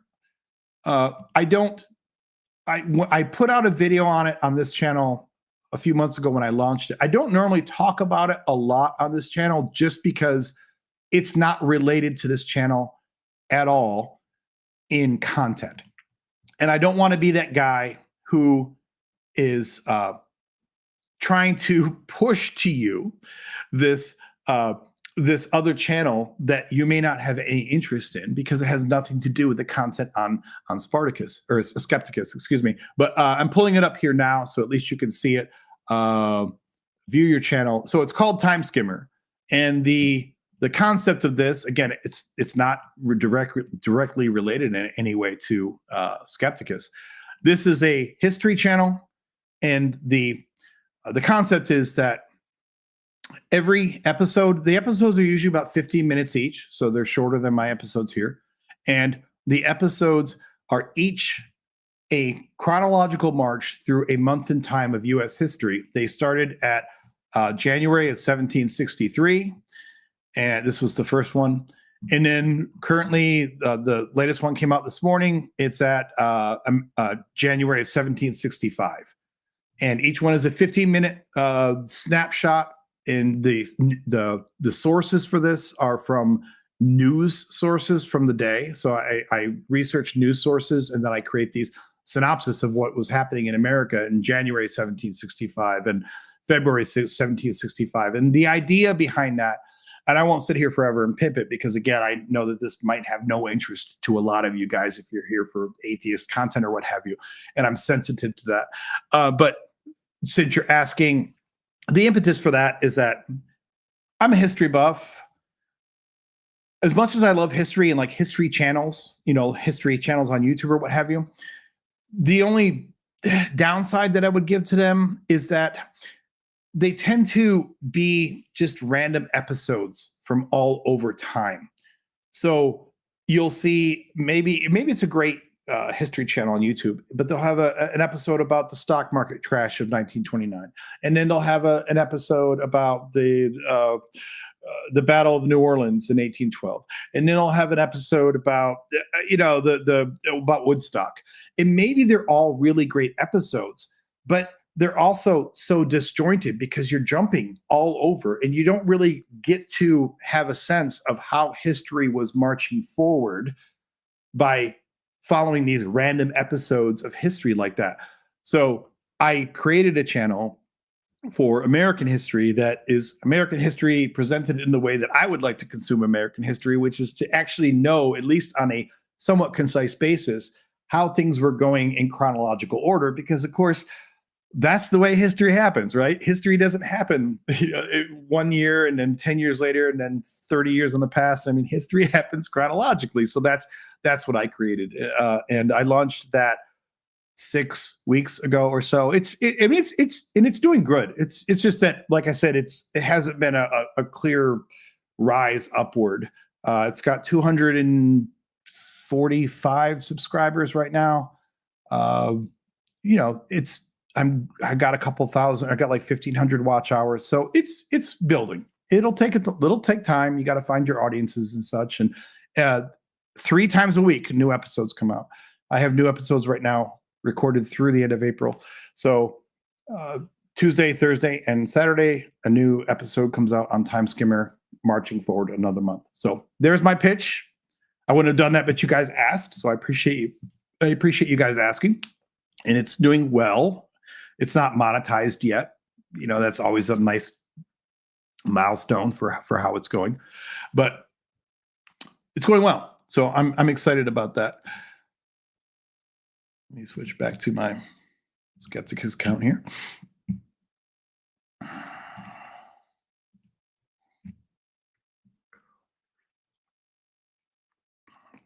I wanted to go through more of these comments from this because I really liked the comments from this this poll question. So where were we at? Okay.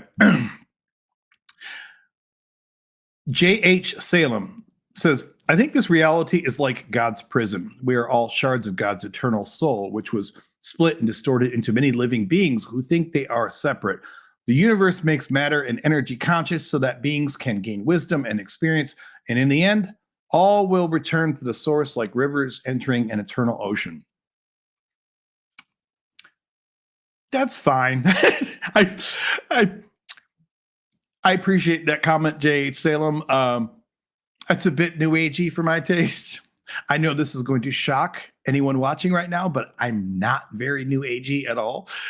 I used to try to be more new agey when I was younger. Yeah, kind of Phil Bro there. But yeah, it's interesting. I wasn't mad at the comment. What's this one say here? So this Nicholas Andre says, only being the cause of all things would not be enough to negate sin, in my opinion, at least with the definition of sin I understand, which is any action that goes against God's moral framework. If I said God is omniscient and its omniscience encompasses all future consequences of the creation of the universe, humanity, etc., then maybe sin would become a moot concept. As far as I'm concerned, sin just does not exist because God itself does not exist. I think that as a lexical tool, sin exists, meaning even as an atheist, I know in this general sense what people mean when they say sin. But of course, that's not what we're really talking about here, right? We're talking about on this epistemic level, like does sin exist? And on that level, I absolutely agree that sin does not exist because sin is just another way of defining immorality. And while I personally see things as being moral or immoral, I hold the view that a lot of atheists do, that there is no objective morality. So I guess I would, now that I'm saying that, I should clarify what I'm saying. Weak arguments for supernatural things by using philosophy speak. Yeah, absolutely. So I guess I shouldn't say that sin does not exist, but sin is subjective. Sin is just it's a theological way of talking about morality, and morality is subjective. And that's one area where, I said I have views on free will that some atheists would not agree with. When it comes to morality, I would die on the hill of subjective morality. I think that the whole concept of objective morality is a laughable fucking fiction. I mean, it's not just wrong, it's demonstrably wrong. And every time a Christian tries to talk about objective morality, first, they sound like a self-righteous asshole. But second, they also cannot even demonstrate a single example of their so-called objective morality. It's a fucking joke. So with regard to that, I do believe in sin just in this abstract concept, but even to the extent that I can say sin exists, it's a subjective thing. You can judge what is sin and what's not. And yes, I do mean it that way. You can judge, not Yahweh. You can judge what's sin and what's not. It's really functionally no different than saying something's immoral, in my opinion. I do understand that theologically there is extra baggage attached to the idea of sin, because even if we kind of can agree on the idea that sin and immorality are pretty close to equivalent, obviously theists would attach much more of this baggage to sin as far as separation from God and offending God, et cetera, et cetera.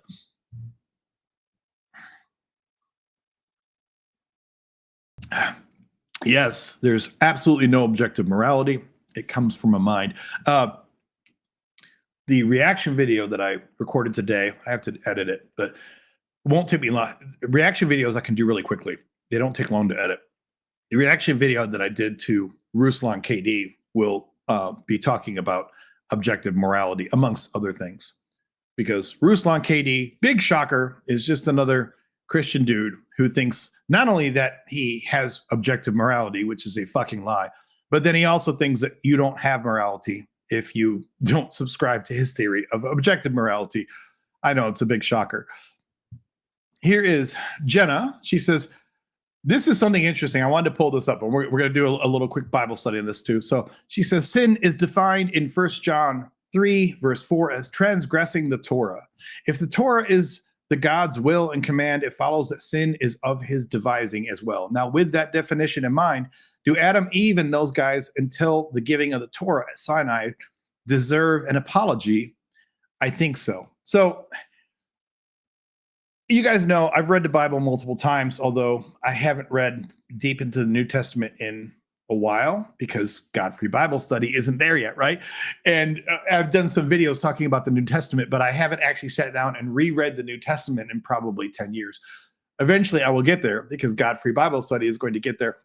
But with regard to this one, I had to look this up because I haven't seen this in a while. It's been a long time since I've read First John. First of all, side note, who the fuck came up with these names, man? Because there's the book, there's the Gospel of John, and then they have First John and Second John. It's like, dude, really? That's so confusing. Because even Christians who understand the supposed authorship of the books, which is never accurate, even they understand that the Gospel of John is not supposed to be the same author as First John.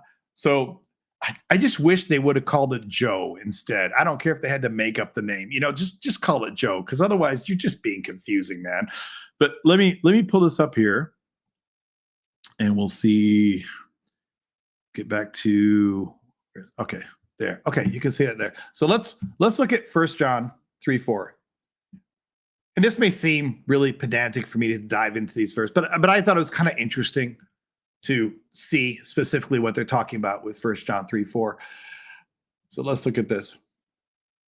It says, and to give a little bit of context here, basically,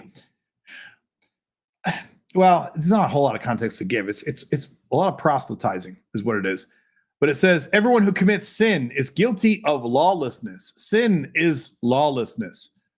You know that he was revealed to take away sins, and to him there is no sin. No one who abides in him sins. No one who sins has either seen him or known him. So there are multiple aspects of this that I wanted to comment on really quickly. So I wanted to make sure I got to this comment. First, I don't know exactly where they get that interpretation where it says that sin is transgressing the Torah. Now, I know we can infer this here because it says everyone who commits sin is guilty of lawlessness. And certainly they're not talking about lawlessness with regard to the laws of the land. I'm sure that they're talking about lawlessness with regard to God's laws, meaning God's commandments. So I guess you can imply that this is the Torah. I don't think there is any common translation of this in which it would say Torah. In fact, I don't think the word Torah ever exists in modern Christian Bibles, either the Old Testament or the New. Now, of course, we know what the Torah is, but I don't think that there were any translations where they actually put that in the Bible, but I'm not sure. So you want to say that, the sin, this is taking the legalistic view, right? Saying that sin is just basically anyone who transgresses God's laws, which I don't think this person is a believer, but it's kind of funny because when you take this definition of it, if we assume, let's assume they're reading that lawlessness basically means that you're transgressing the Torah, which I don't think that's an unreasonable take on this passage, right? Well, once again, we all know that there are laws all over the damn Torah that they have Christians everywhere have decided to chuck out the window, and that ancient Christians like Paul and Peter decided to chuck out the window. So it's funny to me because when you get to the New Testament, obviously to start the New Testament, you have the first 4 books, which are the Gospels, right? Matthew, Mark, Luke, and John are the first 4 books of the New Testament, the Gospels. And then everything thereafter, if you're being realistic about it, if you don't have your Christian head shoved right up your Christian, or if you don't have your head shoved right up your Christian ass, you realize that all of the other books after the Gospels are these attempts by early church influencers. I'm not even going to say church leaders because some of these, we don't know who wrote these damn things. But they are attempts by people to shape the early religion. And yet they don't account for the way that sometimes they are creating more of their own contradictions. And I bring this up because, if it says here, everyone who commits sin is guilty of lawlessness, sin is lawlessness. That's another verse that just is very damning for the fact that in the New Testament, Christians just chucked aside so much of the old law. And I don't care because the old law is fucking horrible. I wouldn't follow the old law either, but they're hypocrites because they want to sit here and throw shit at you about man laying with another man as with a woman, and all these other things they want to cherry pick out of Leviticus, but they don't want to follow any of the other laws that are inconvenient to them. And yet you see here that according to First John, sin is lawlessness, but they are always going to subjectively pick what they feel is lawlessness, and they are going to subjectively reject anything that they don't want to admit is lawlessness because they're fucking hypocrites.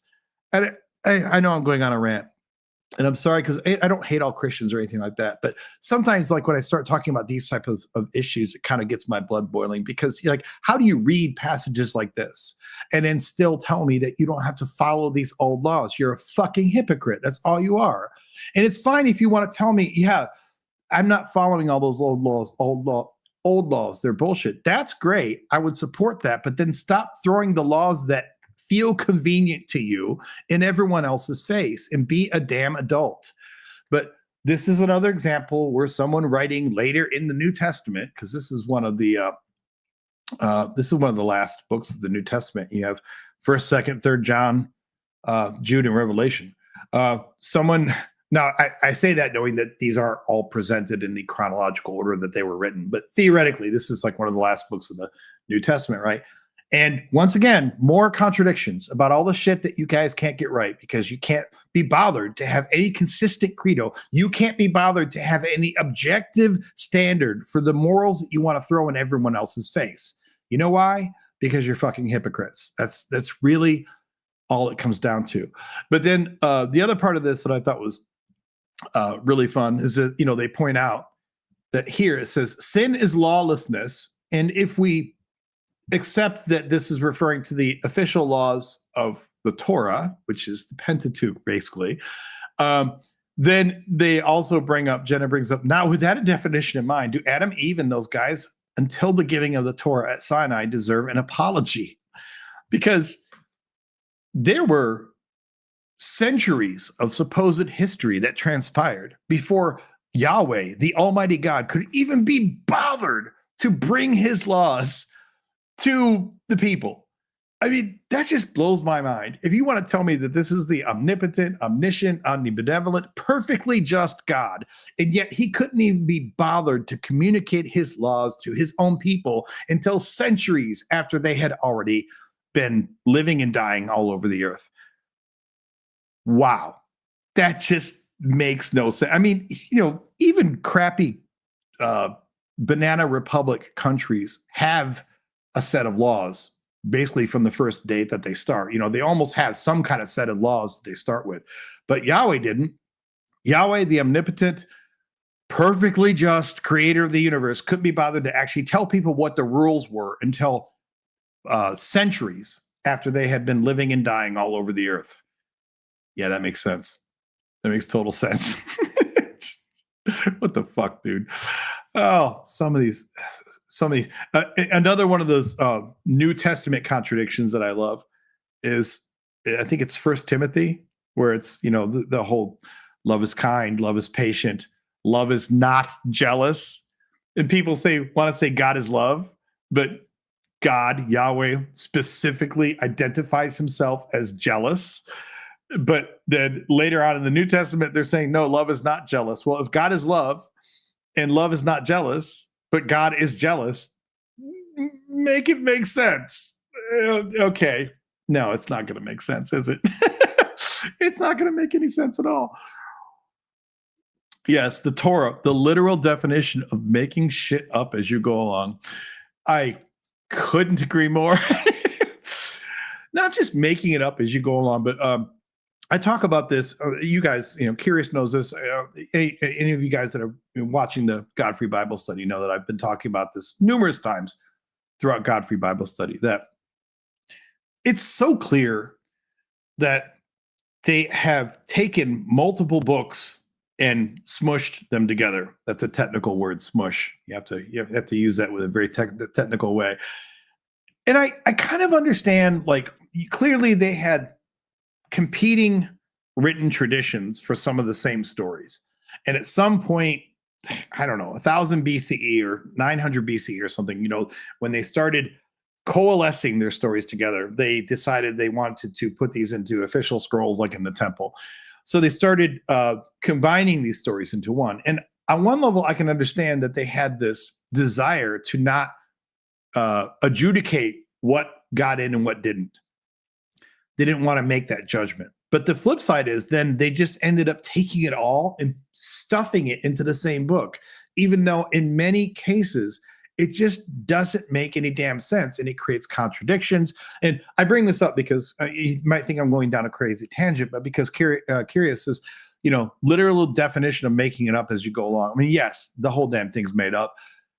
But with regard to the Torah, I would say also, yeah, it's made up, but also it's suffers from the fact that you're taking multiple stories and then trying to cram them into one and not knowing exactly how to do it because you don't feel like you want to actually excise any of the content. So ultimately, you end up creating this Frankensteinian bullshit story that has stories being told twice or three times. It has contradictions. It's ridiculous. Sparthier says, how many other atheists out here have had that brief temptation to write a better Bible, but make an actual good one without all the pseudoscience and woo-woo nonsense?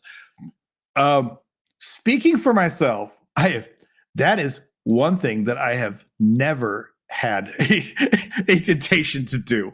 And I'm a writer. So you'd think that, being that I'm a writer and a content creator and I'm a creative on many different levels, you think that maybe I would have been interested in that at some point, but no. I think I'm not going to say you're alone on that one, but I'm not in the boat with you on that one. Although I will mention, I'm assuming Sparther that you know about the Jeffersonian Bible, which the Jeffersonian Bible, I think, was just the New Testament. I don't think he did anything with the Old Testament, but it was Jefferson. I'm almost certain it was Jefferson. Guys, correct me if I'm wrong on this, but the Jeffersonian Bible was, he literally went through with a razor blade or a knife or whatever. He probably didn't have razor blades, 1770 or whatever. But he went through and cut out all of the miracles. He cut out all of the spiritual foo-foo shit. And he basically just left the narrative of what the real story seemed to be. And he kept in the purported words of Jesus. In fact, I'm pretty sure he only did this on the Gospels. I don't think he went through the entire New Testament. But again, correct me on this if I'm wrong, guys. But it was the Jeffersonian Bible, I'm almost certain. So he basically did that. And he did it, of course, in a very old school way because printing was scarce back then. So he just took one of his Bibles and cut the thing up. But at his estate, I'm almost certain they have his official version of the Bible in that regard. Yeah. So look it up. And if I've screwed up details, feel free to put them in the chat or if I'm fairly close, that's cool too. But yeah, he definitely had that same idea. I'm almost certain that Jefferson was a deist, but I'm not certain. Many of the founding fathers were deists. Like Franklin was a deist. John Adams was a Unitarian, but many of them were deists. But yeah, that's probably why he did the Bible the way that he did, because he probably, he's like a follower of Christ, but not a Christian. Like he probably meant, hey, these are good stories and there's wisdom here and all that, but I don't believe in all this foo-foo bullshit, right? So I think that's why he did it, largely because he was a deist. Many of them were kind of in that broad umbrella of being quote unquote Enlightenment thinkers. And the Enlightenment was heavily known for being deist driven, or at least very heavily influenced by deism. Okay, let's see. Moving on. Although I got to get my drink on too. So you guys got to give me a second. I got to catch up on the pink Moscato. So Sparther 2, one of the things that I'm talking about, and if you're familiar with this, I'm not trying to talk over you here, But for the benefit of anyone else listening or watching on the replay, when I talk about things that are just weird the way they smush them together, like I'll give you an example of this. I just recorded or just published episodes from Judges. They're not public yet, but they're available to members. So there's 2 episodes of Godfrey Bible Study that go through the first 6 chapters of Judges now on the site. And one of the things, and this happens over and over again, but one of the things is at the end of Joshua, we get the story of the death of Joshua, which makes sense. It's the book of Joshua, and it ends with the death of Joshua. No big shocker there, right? Judges starts with the Israelites crying out to God, like, who's going to lead us? Who's going to lead us again? In all this stuff. And then a chapter later or 2 chapters later in the book of Judges, then we're talking about the death of Joshua again. Like they're telling the same fucking story about the death of Joshua again. And again, I think I know how this happened, because you had some people that were maintaining a book of Joshua, and it had the death of Joshua in it.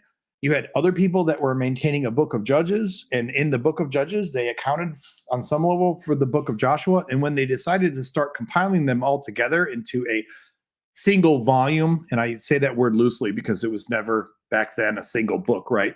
But it was a single volume or collection of texts.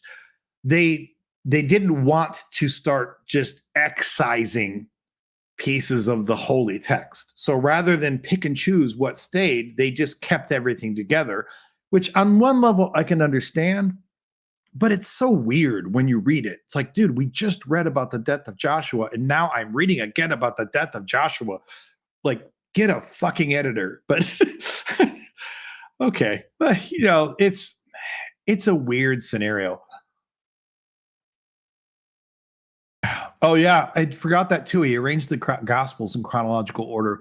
There's an interesting site that I was on. I'm not going to be able to pull up the link. I would give you the guys the link, but I can't. It would take me too long, and you guys would get bored watching me try to find it. There are some good sites though that essentially try to do that, like put the Gospels in chronological order, and it's interesting. I mean, it doesn't. On some level, it's not terribly compelling because, like, they're already jacked up stories. So do I need to put them all in chronological order? I don't know. And some of the chronology is just surmised, because there's not a clear, like, this happened on the 3rd of May and this happened on the 2nd of June. I mean, some of it you have to surmise by reading it. But it is interesting to see them compiled in a chronological order. Okay, let's see. Moving on. John Meter says that God is a source of evil too. This is more comments on the question of, if God is the cause of all things, sin doesn't exist.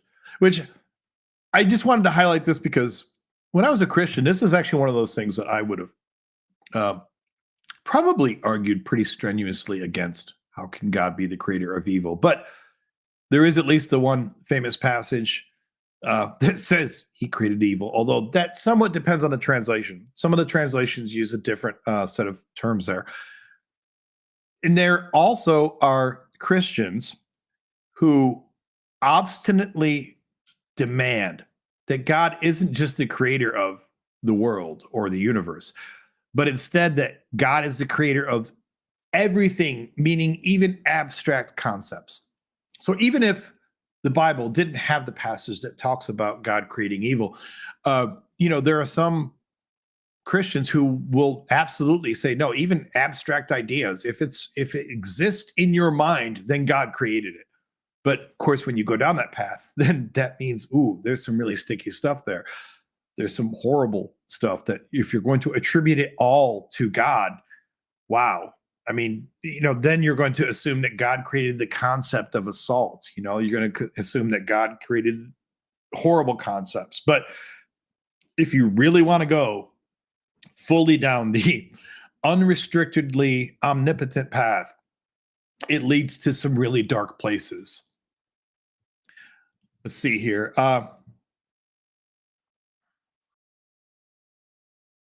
So Atheist comment says, he's in control and has a plan. Isn't that their dogma? God works through all people, or God works through people. How can any Christian call anyone a murderer when it was really an act of God? I gladly remind them of that, of what they are supposed to believe. They seem to forget. I don't disagree with this, but it always devolves into that same endless theological tail chasing of free will. I'm not saying it's wrong, but you can waste years of your life trying to argue that shit.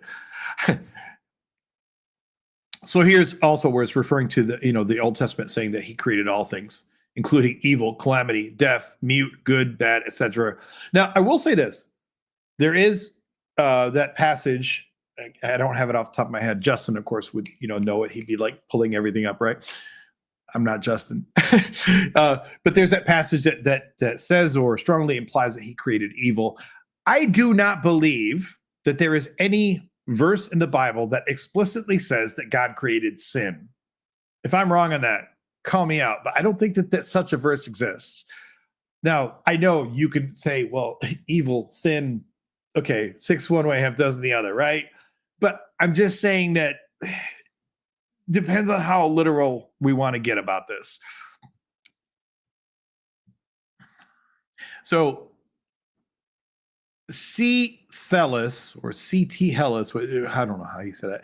If sin is as a concept is defined to be transgression against divine law, but the divinity in question is omnipotent and omniscient and would know every transgression that will occur at the beginning of time, then same as the concept of libertarian free will is impossible, which is what we were talking about earlier. Sin as a concept is meaningless. The deity created the rules and the circumstances of every rule breaking at the beginning of creation itself. I don't disagree with any of this. I'm going to kind of just drop a little, yeah, I know Justin has a cheat sheet. I mean, to be fair, that dude pulls up crazy shit from his memory all the time. I mean, yes, he has a cheat sheet, but also Justin has forgotten more about the Bible than I will ever know.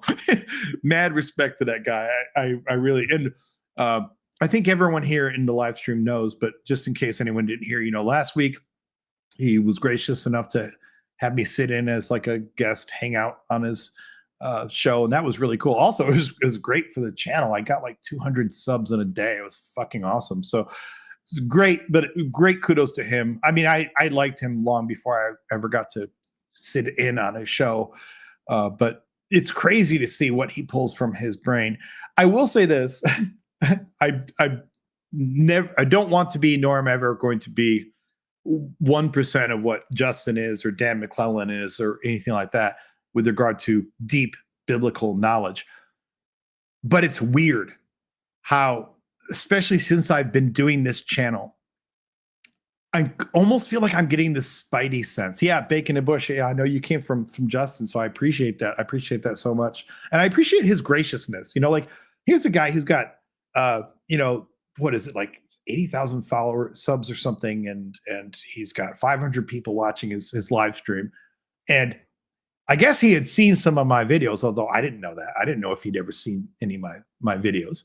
But he, I just call in and it's like, yeah, Taco Joe said that I can sit here and kind of hang out. And right away, Justin's like, yeah, cool, man, hang in. And, I didn't even know how to interact at first because, like, of course, I don't want to get there as a hangout on his show. I don't even want to call it co-host because I wasn't a co-host.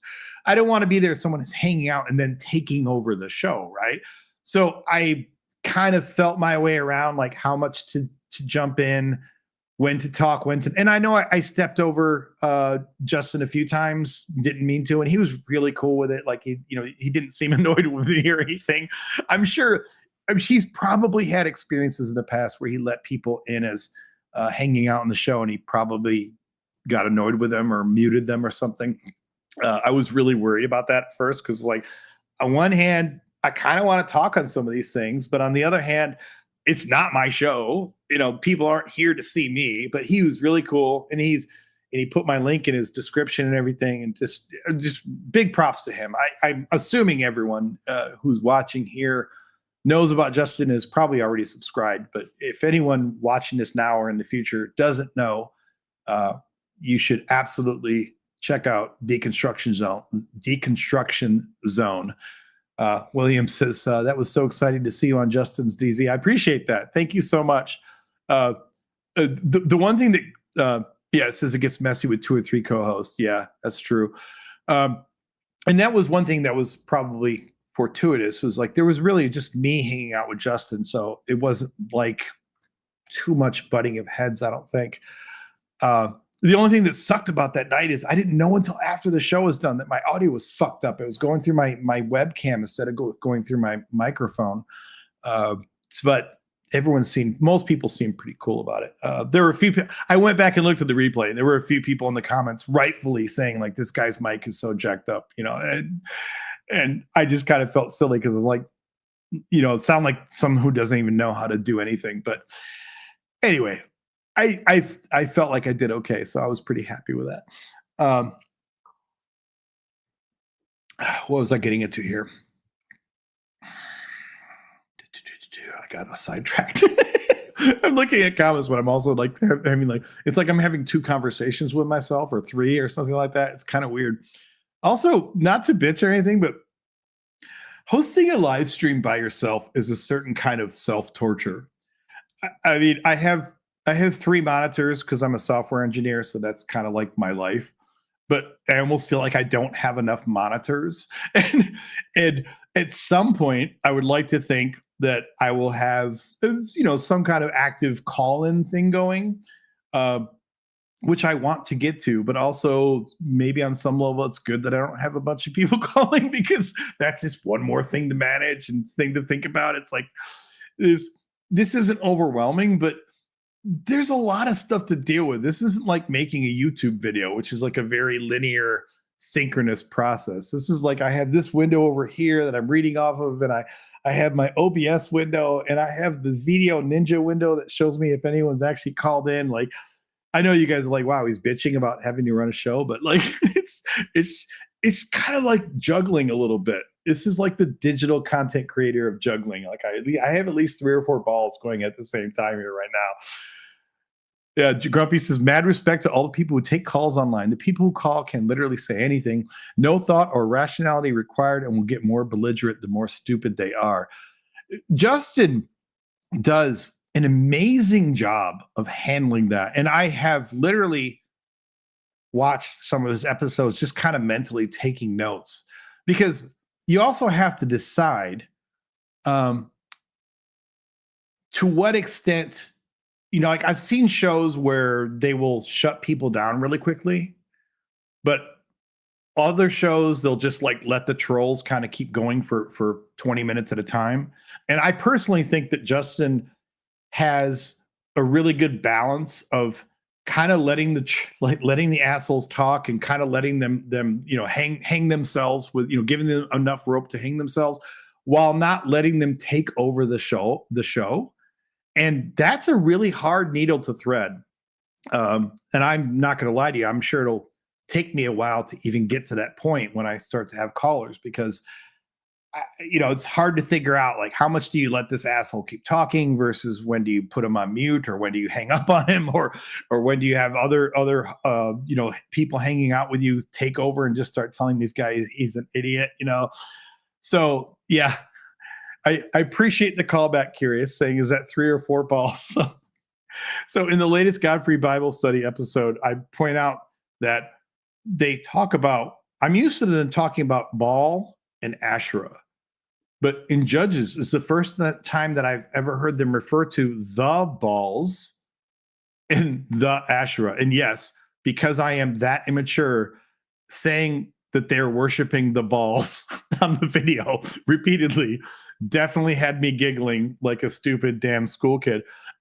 Curious, I do have I don't think it's not on the ones that are posted yet. On the ones that my wife are editing, I did look that up, and I found out that yes, there is Baal, yes, there is Asherah, but it's actually also not incorrect to say the Baals or the Asherah, because Baal in the ancient Semitic text is really just a word that means Lord. And when you say Baal, you're kind of referring to the big god.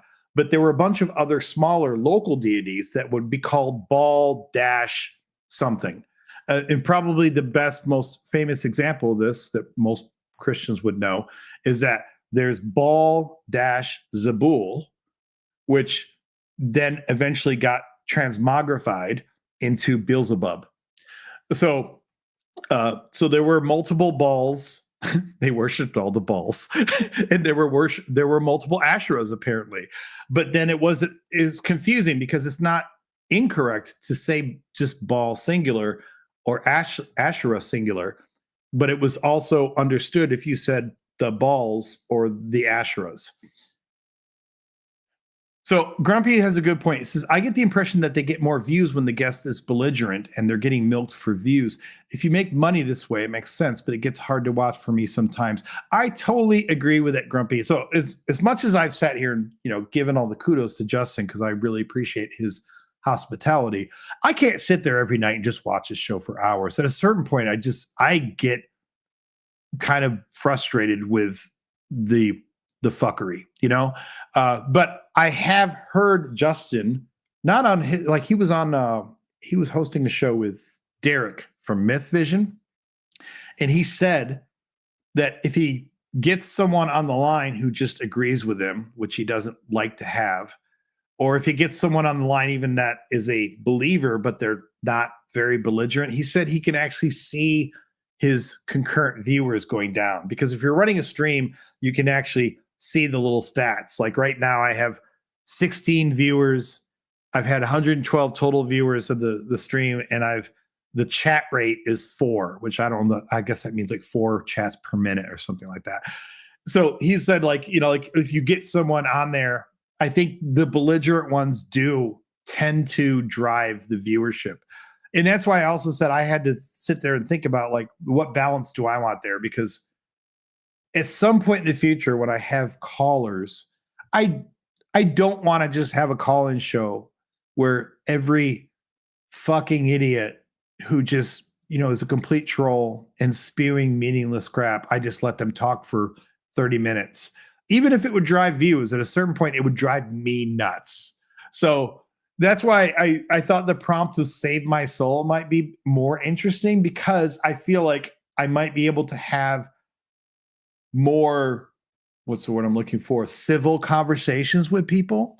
Not that I won't challenge people, because if someone says that they're going to save my soul by telling me why I need to repent or something, I will challenge them on that. But I don't want to, the niche of just troll farming is not something that I actually want to get into.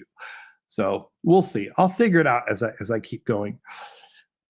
William says, I guess I better get angry and start curling a bunch of insults on the show to get your viewership up. Yeah, exactly. To be fair, like all the live streams that I've done so far have been, it's a little low tonight, to be frank. And I'm not saying that to bitch, because it's been a cool interaction. But as far as the count goes, it's been a little low. But usually I'm about 20 concurrent viewers in a night. And part of that's my own fault, because I haven't scheduled these properly. I'll say again, in case you guys weren't here at the beginning of the stream, I have decided that I'm going to pick a night. I don't know what night it's going to be yet, but if you guys have suggestions on what night you think would be a night once a week to do my stream, and you have considerations about trying to not do it right into the teeth of other big atheist shows, but also it has to work with my schedule too. So, I gotta work that around. Curious says, I'm over people who just want angry callers, commenters. I prefer to listen to interesting conversations. Yeah, I agree with that. I think there's a balance, because contentious callers can sometimes be interesting. When it just gets into like people yelling over each other, or the one thing that I don't like sometimes about Justin's show, and this is not a critique on Justin at all, but when you're when there's like some clear rhetorical point to make, and you'll ask them a question and they will not answer it, then to me as a host, I'd be like, dude, you're either going to answer the question or we're going to move on. You know what I mean? Because you don't have to exceed all of my points. But at some point, if I ask you a question, if you refuse to answer the question, it's like, why are we even having this discussion? But that's me.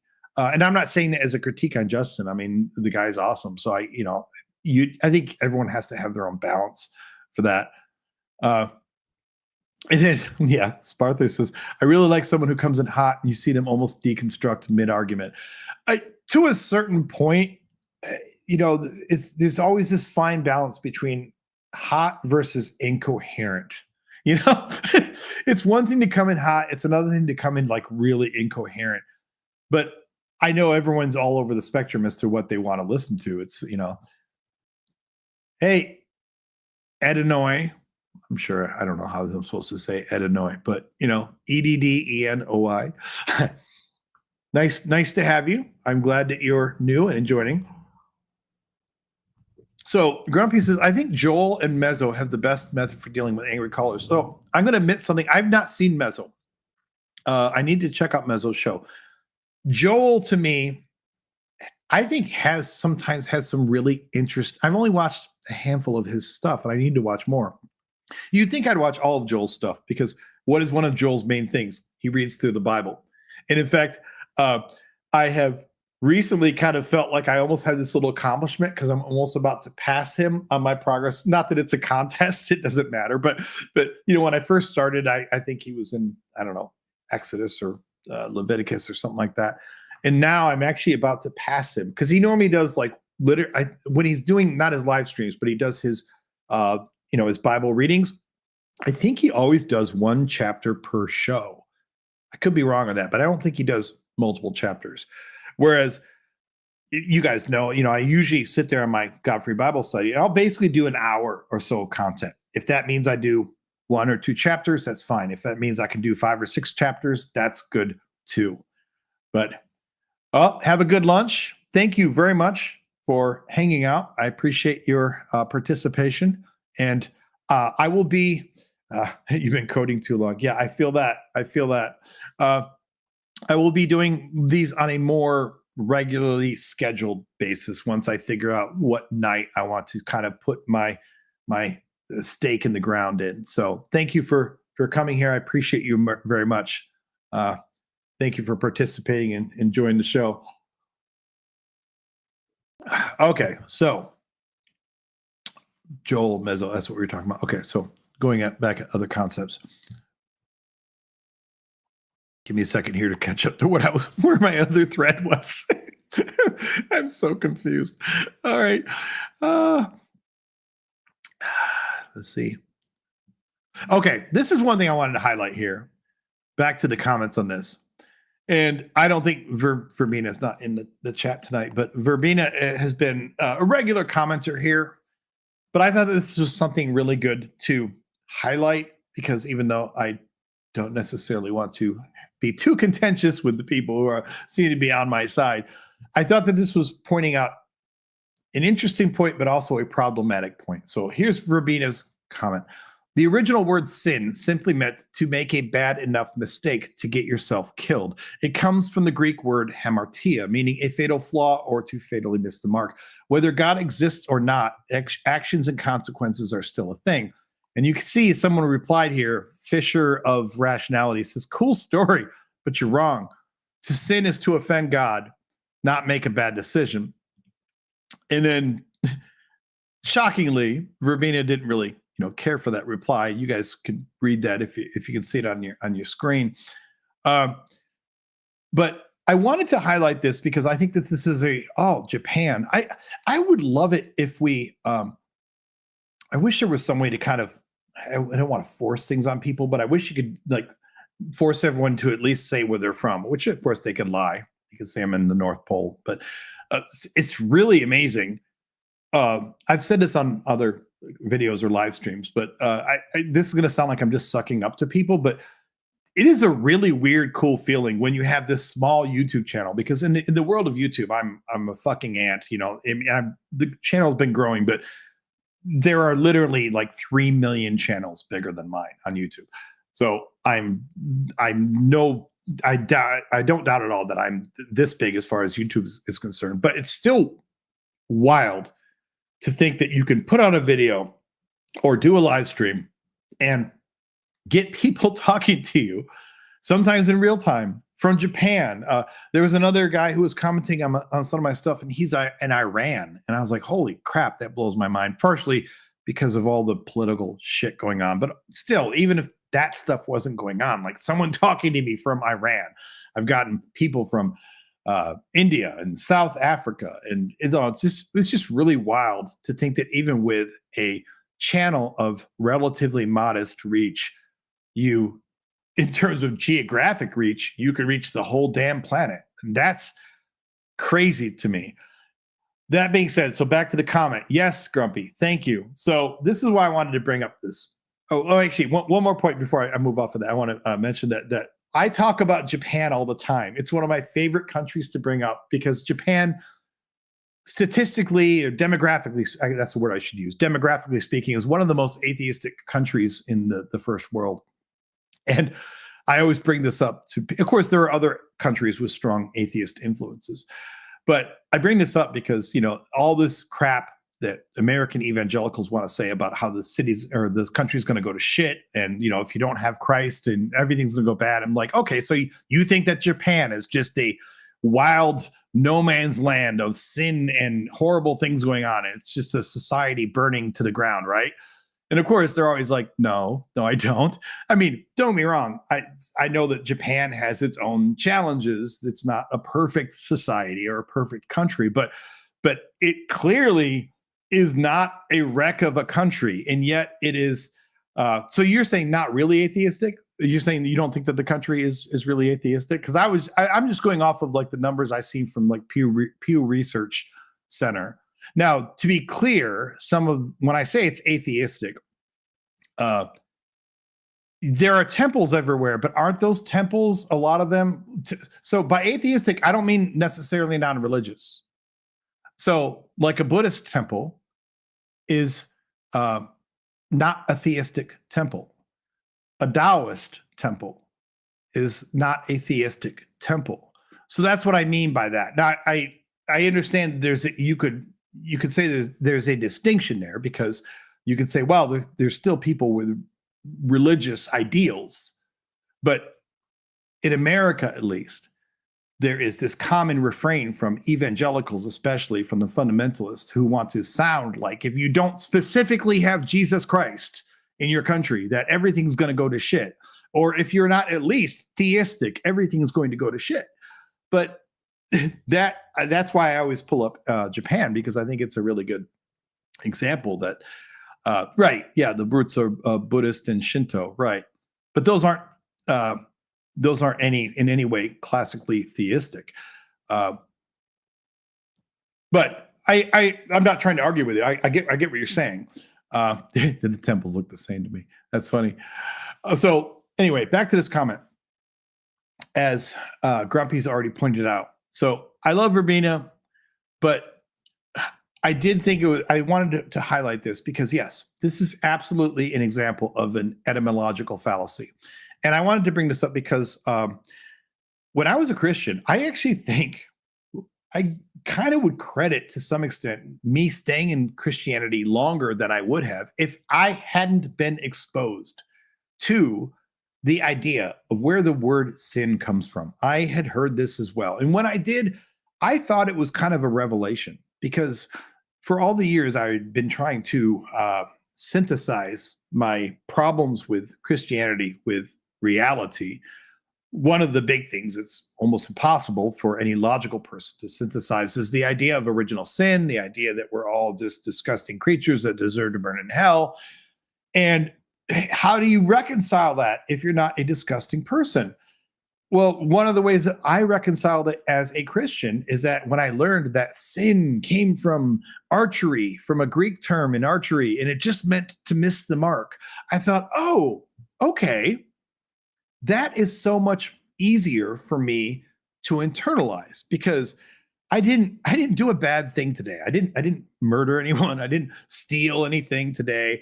I didn't lie or cheat. I didn't do anything today that most people would consider to be a bad thing. So if you want to tell me that I was still sinful today, on the surface at least, that feels very difficult for me to internalize and understand. But when I heard this whole thing about sin being from archery and it just means to miss the mark, I was like, well, okay, I've missed the mark, because miss the mark just feels like, well, you weren't perfect. You didn't do everything today that you could have done. You didn't reach the highest pinnacle of everything that you could have done. And then that was a big help to me to hold on to my faith for longer. All of that being said, as Grumpy points out, the fact is that, yeah, the word may have etymological roots from archery, but the people at the time who were using sin as vernacular weren't thinking about archery. Every indication that I've ever seen, and this isn't just my opinion, like Dan McClellan did a video on this, and I'm basically echoing what he said in the video as well. The people at the time, as far as we know, were largely using the word and thinking of the word in a way that's very similar to the way that modern day Christians think of sin, meaning it's pissing off God. It's a bad thing. It's not just missing the mark. It's not just being less than perfect. It really is more of a classic idea of sin. And that's important to keep in mind, because on one level, it can feel good sometimes to dive into the etymological roots of something and realize, oh, this is where this word came from. And sometimes every once in a while, you can truly get some insight into the subject you're trying to study by looking into those roots. But you could also sometimes allow yourself to be pulled astray if you start thinking, oh, this word doesn't actually mean what I've always thought it meant. Because at the end of the day, words mean whatever we say that they mean. So there are words, of course, that have etymological roots that sometimes are wildly different than the way that we use those words today. So it's usually a fallacy or a logical mistake to think that you can subvert the understood meaning of the word just by appealing to the etymological root. That being said, I don't think there's anything wrong with having the discussion about where the word sin comes from, but it is fallacious to take that discussion to the point where you're trying to tell other people that, look, that's not what sin means. Sin just means it's from archery. It means to make a bad decision, a fatal flaw. Like, no, it doesn't really, because the people, when they were writing it, weren't thinking that. And the people today, when they're reading it, aren't thinking that. So it's problematic at best to latch too strongly to that etymological root, or as is probably more accurately defined, the etymological fallacy.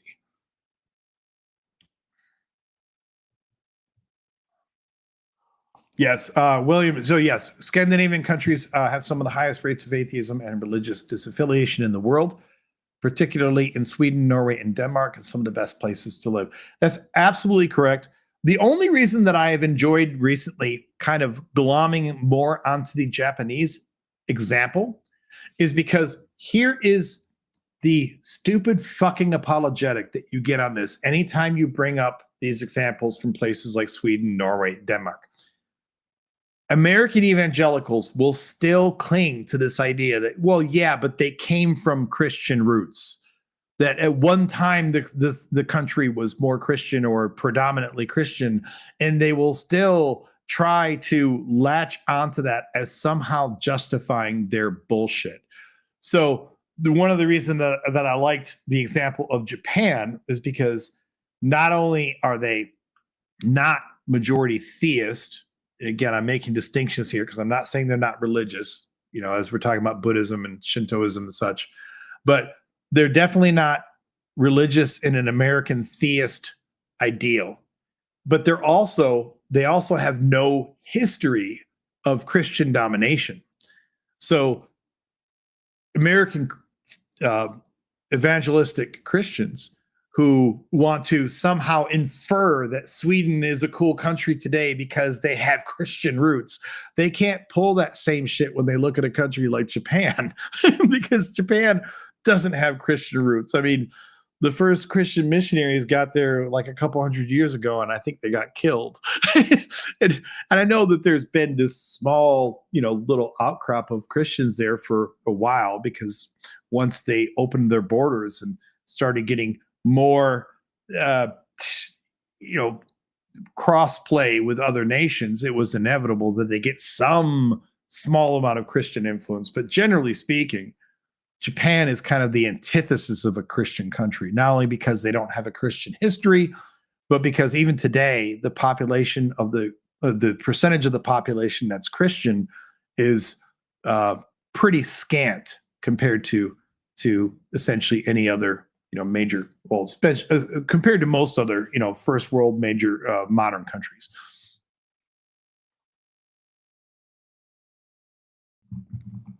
Let's see here. What are we doing?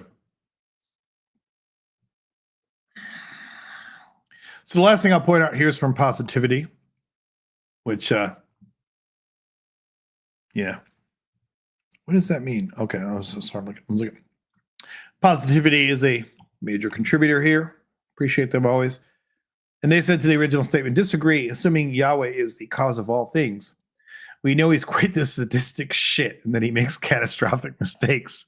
See Genesis 6.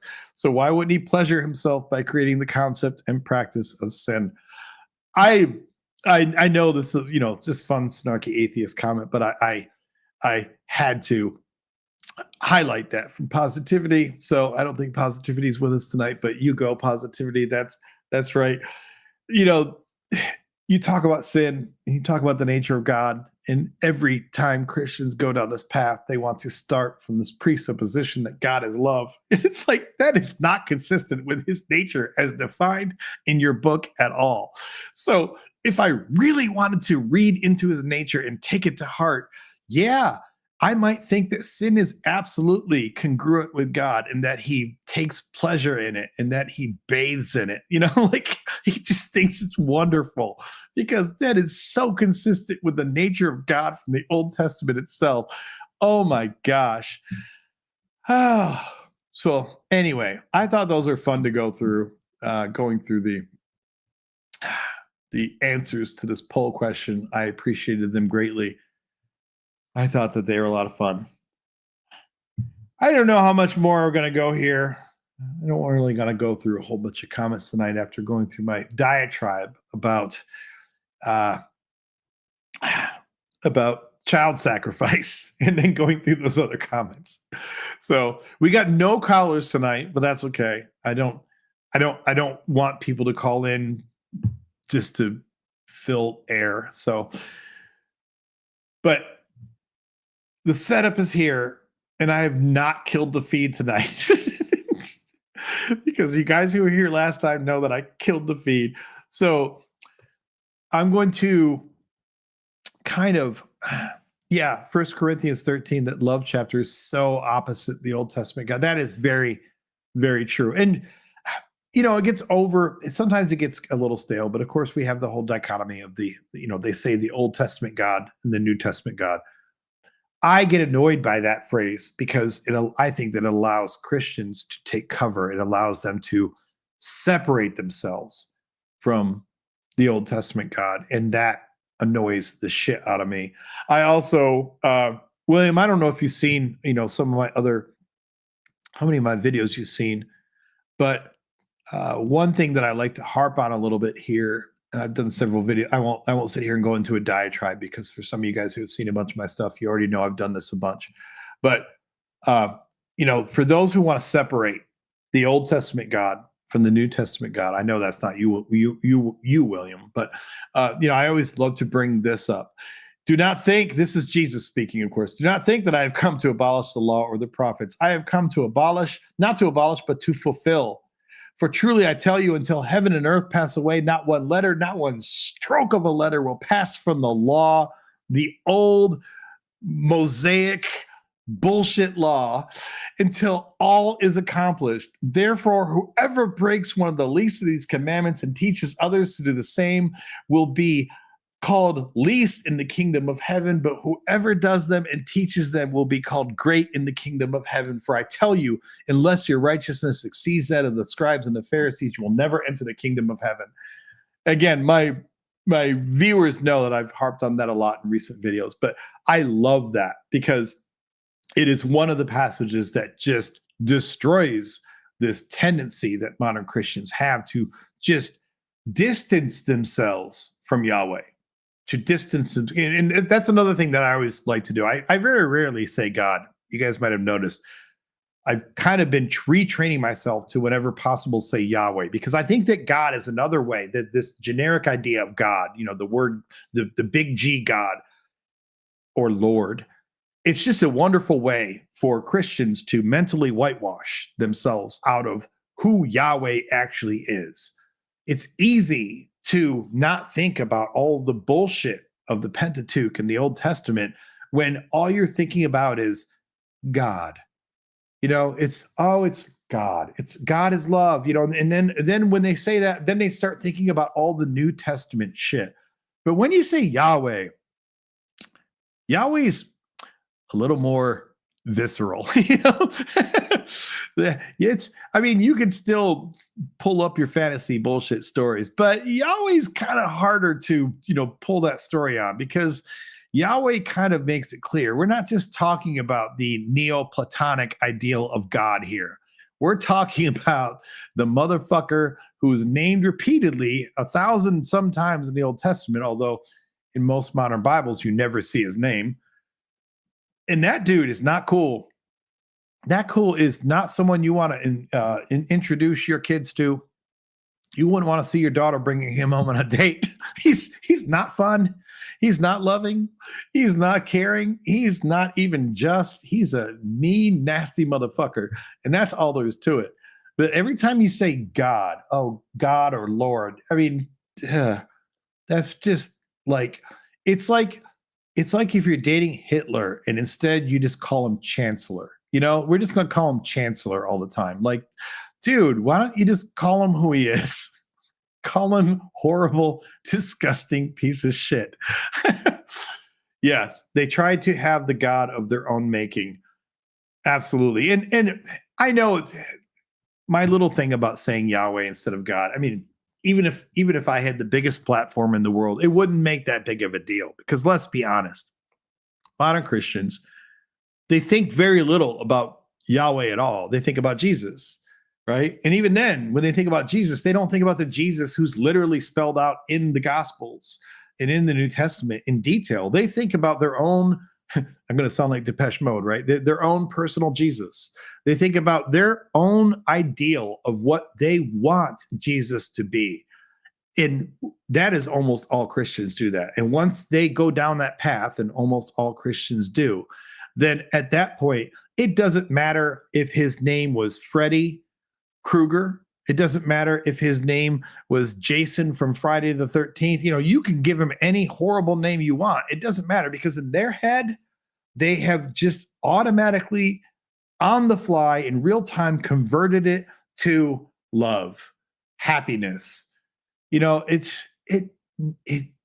never ceases to amaze me now, the disconnect between the God that Christians worship versus the Christian God. The God that Christians worship is so diametrically opposed in many respects to the God that Christians worship. And it's kind of sad, but I guess I know to some extent you can say it's true of any religion, right? I'm sure if I was a Hindu, I'd probably tell you that, everyone has their own personal jacked up idea of Vishnu or Brahma or whatever.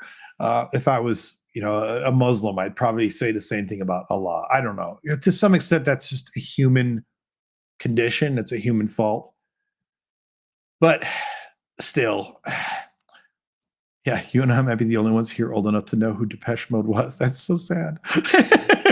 Although, to be fair, I don't know if this says good things or bad things about me. Like, how if you're a marketing person, they always say you want the 18 to 35 demographic.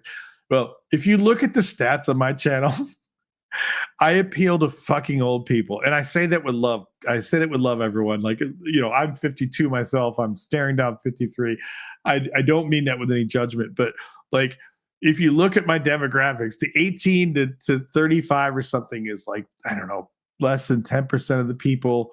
And then 15% to 45. And then, like to 55 is like 30%. And like the over 55 to 65 or 75 is like more than half of all the people that watch my show. So I'm not complaining. I'm happy to have people watching of any age. And I guess it makes sense because let's be honest, there really aren't that many people of reasonably young age who want to spend that much time thinking about religion or talking about it. They're kind of like, dude, I don't want to sit here on a Friday night or Tuesday night or something and watch videos about religion. I think it's only us old pieces of shit that are like, yeah, man. Now I'm sitting there thinking about this deep shit. Yeah, Bacon and Bush. I was born in 73. To some extent, Paul, that's a good point. I think you're replying to what I was saying, Paul, that it's the algorithm's fault. I do try to temper, some content creators, in my humble opinion, talk too much sometimes about the algorithm. And it's not that I don't think that there are things to worry about with the algorithm. I get it. The algorithm, even in my short time on YouTube, I can tell you it can be frustrating, and it sucks because it's obtuse and you don't know how to make it happy, but it controls your success. So, and there are other minor controversies you guys might not know about, but like last September, there was this huge controversy because a whole bunch of huge content creators started seeing massive drops in their viewers, and that's caused a bunch of angst, understandably. But I'm also cognizant of the fact that I don't think most viewers want to hear me bitch about YouTube's algorithm. Even if they love me and my content, I mean, there's only so much you can hear your favorite content providers bitch about the algorithm before you just thinking, dude, I'm watching. Okay, like I'm watching. And what more do you want me to do? But I don't think that the algorithm is. Some content creators talk about the algorithm like it's their adversary, like they have to beat it or something. I don't think the algorithm is this evil thing against you. It's just trying to find the trends. The one thing that I have found, and I'll get off this subject because I just said I don't want to beat you guys up with this, but the one thing that I found that I think is difficult is I think it works on a social network system to where once you get into certain social networks, that's great because it'll push your content to them. But then on top of that, though, it kind of restricts you sometimes from getting into other audiences. So like when I got to 13 and change subs, I noticed like it's like my hits just kind of went flatlined. And I figured out that basically it wasn't introducing me to new audiences. Now, by new audiences, don't get me wrong, I'm not saying that it's going to introduce me to 12-year-olds in Korea, okay? Because who don't care about religion. To some extent, it's going to keep you in certain bubbles because it's trying to match you with the people who want to see your content. But there are a lot of people who watch a lot of other atheist content who have never seen my channel. I know that because I've still get sometimes people like the the Justin thing on last week where I got a couple hundred subs in a day, which is awesome. I love it. But a bunch of those people had never heard of my channel. So, and there's only so much I can control about that. So, Paul, thank you for the super chat. Thank you so much. So, yes, I will blame you for talking about the algorithm. I love that. But I will forgive you. You are forgiven, my son. But thank you so much. I don't know. How do you...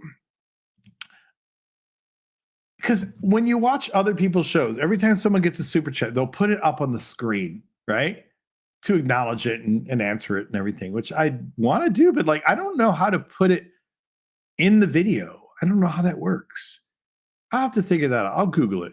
I'm not asking you guys to solve it, but I'll think there's some magic button here or something you got to push, or some widget I got to put on the things so that I can actually show the super chats as I'm replying to them. But that being said, I don't know how to put it on the screen, Paul, but thank you. I appreciate your super chat. And yes, I do blame you for talking about the algorithm. But it's okay, because I'm kind of winding down here. So I guess it's okay if I go off on tangents. I get very tangent-y. I'm sure you guys have noticed. I get one thing that kind of gets me off into a rabbit hole. Next thing you know, I'm like, how did I ever get here? But I think we talked about good things tonight. I'll remind you guys again, I'm trying to figure out what night should I just set up as being the night when I do my live streams. I do want to just kind of start making it regular. One night a week, I think. I don't want to get stupid and say I'm going to do 5 nights a week or something. I want to start just doing one night a week, because I'm still doing my regular recorded content. It's not like I'm converting the channel to a live stream channel.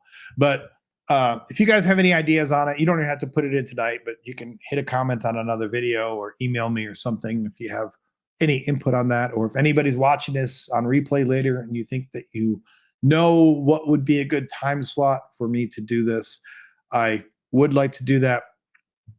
So that it says to show YouTube super chats on screen during your live, you can use third-party streaming software. Well, I'm using OBS.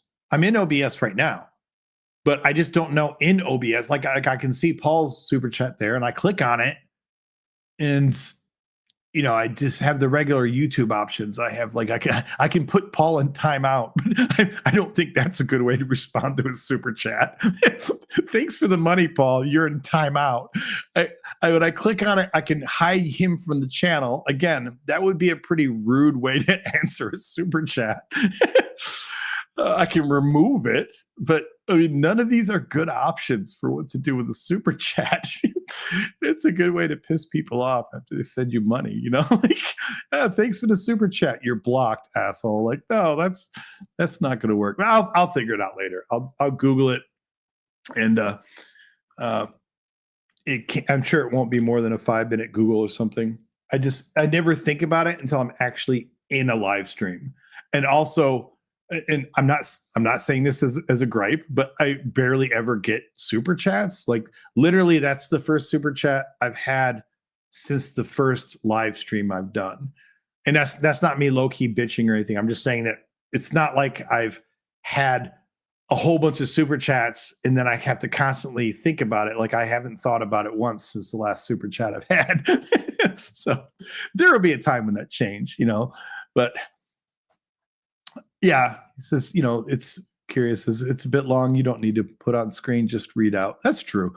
I do think it's nice. Like, obviously, I'm not at this level. Like when you're someone like Justin or something who's just reading through a whole bunch of super chats, I think it's kind of a nice acknowledgement to even have it on screen as you're reading it. I think when it's more of an intimate crew like this one tonight, I don't think you guys are too upset if I wasn't able to put Paul's super chat on the screen. But yeah, I agree, Paul. It's actually really important to set a time once a week. Exactly. So yeah, I want to do that. Up until now, these live streams have been very ad hoc.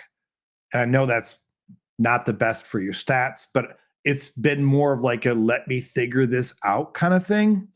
So when you're not even sure if you're going to live stream, or if you're not even sure how you want to approach live streaming, it's kind of a big leap to just say, oh, I'm going to schedule once a week, for this new thing I've never done. So I've just been kind of dipping my toe in it. But yeah, I do want to set one night a week and say, that's the night when I live stream, and then hopefully build a little audience for that and everything. Yes. Cast some super chat juju on me. I do like that, because even as a skeptic, I will accept juju. I won't accept your Jeebus. I won't accept your Holy Spirit, but I will accept juju. I think I can get down with juju. Yeah, it says it's getting a little crowded. I'd say not Sunday, but just go for it otherwise. Yeah, that's true. I mean, and to a certain extent, I can try to look for the best night, but the fact is, Like if nobody was doing it on Wednesday night, but Wednesday night didn't work for me, then that's not going to help, right? I mean, at some point you just have to pick what is a good night for you and then try to establish something thereafter. Yeah, Bacon and Bush says you might see who else has scheduled nights for similar stuff. I feel like you said DZ and the Line are the only night streams I know of. I know there's others. I also feel like Justin's like a machine, man. I know this isn't true, but in my mind, I feel like he streams 6.5 nights a week, which is probably a slight exaggeration, but it says here Justin's live Monday, Wednesday, Friday. But didn't Justin do something last Sunday too? Or well, okay, his regular thing might be Monday, Wednesday, Friday, but he also a bunch of times like collaborates with other people too. And I don't know if he does it on a regular basis, but like I know I have seen him on Derek's, Myth Vision streaming, at least. And I think I've seen him on other ones. So I just feel like he's a machine. I feel like he's always streaming somewhere. If it's not his regular Monday, Wednesday, Friday, then it's something else. But that's cool. All right, everyone, I appreciate your inputs tonight. Thank you so much. I hope we've had some fun. I've actually enjoyed this. And I feel like this has got me nice and ready for, like I said, picking a night and just saying that's what I'm going to live stream now. We'll get some more callers in the future. Not that I have to have callers all the time, but next steps, we'll figure it out. Thank you everyone for being here. Yeah, see how Justin does the line or X. So even when he's not doing his own stuff, it's like that dude he's just like a live streaming machine. Thanks everyone, and I guess that's all I have. I hope you guys have a great night. God bless everyone. Yes, I'm saying that ironically. And I should. Oh wait, first of all, we have to say good night to Neffy and Beelzebuddy. So make sure you say good night to Neffy and Beelzebuddy. They will be very upset if you don't wish them a good night.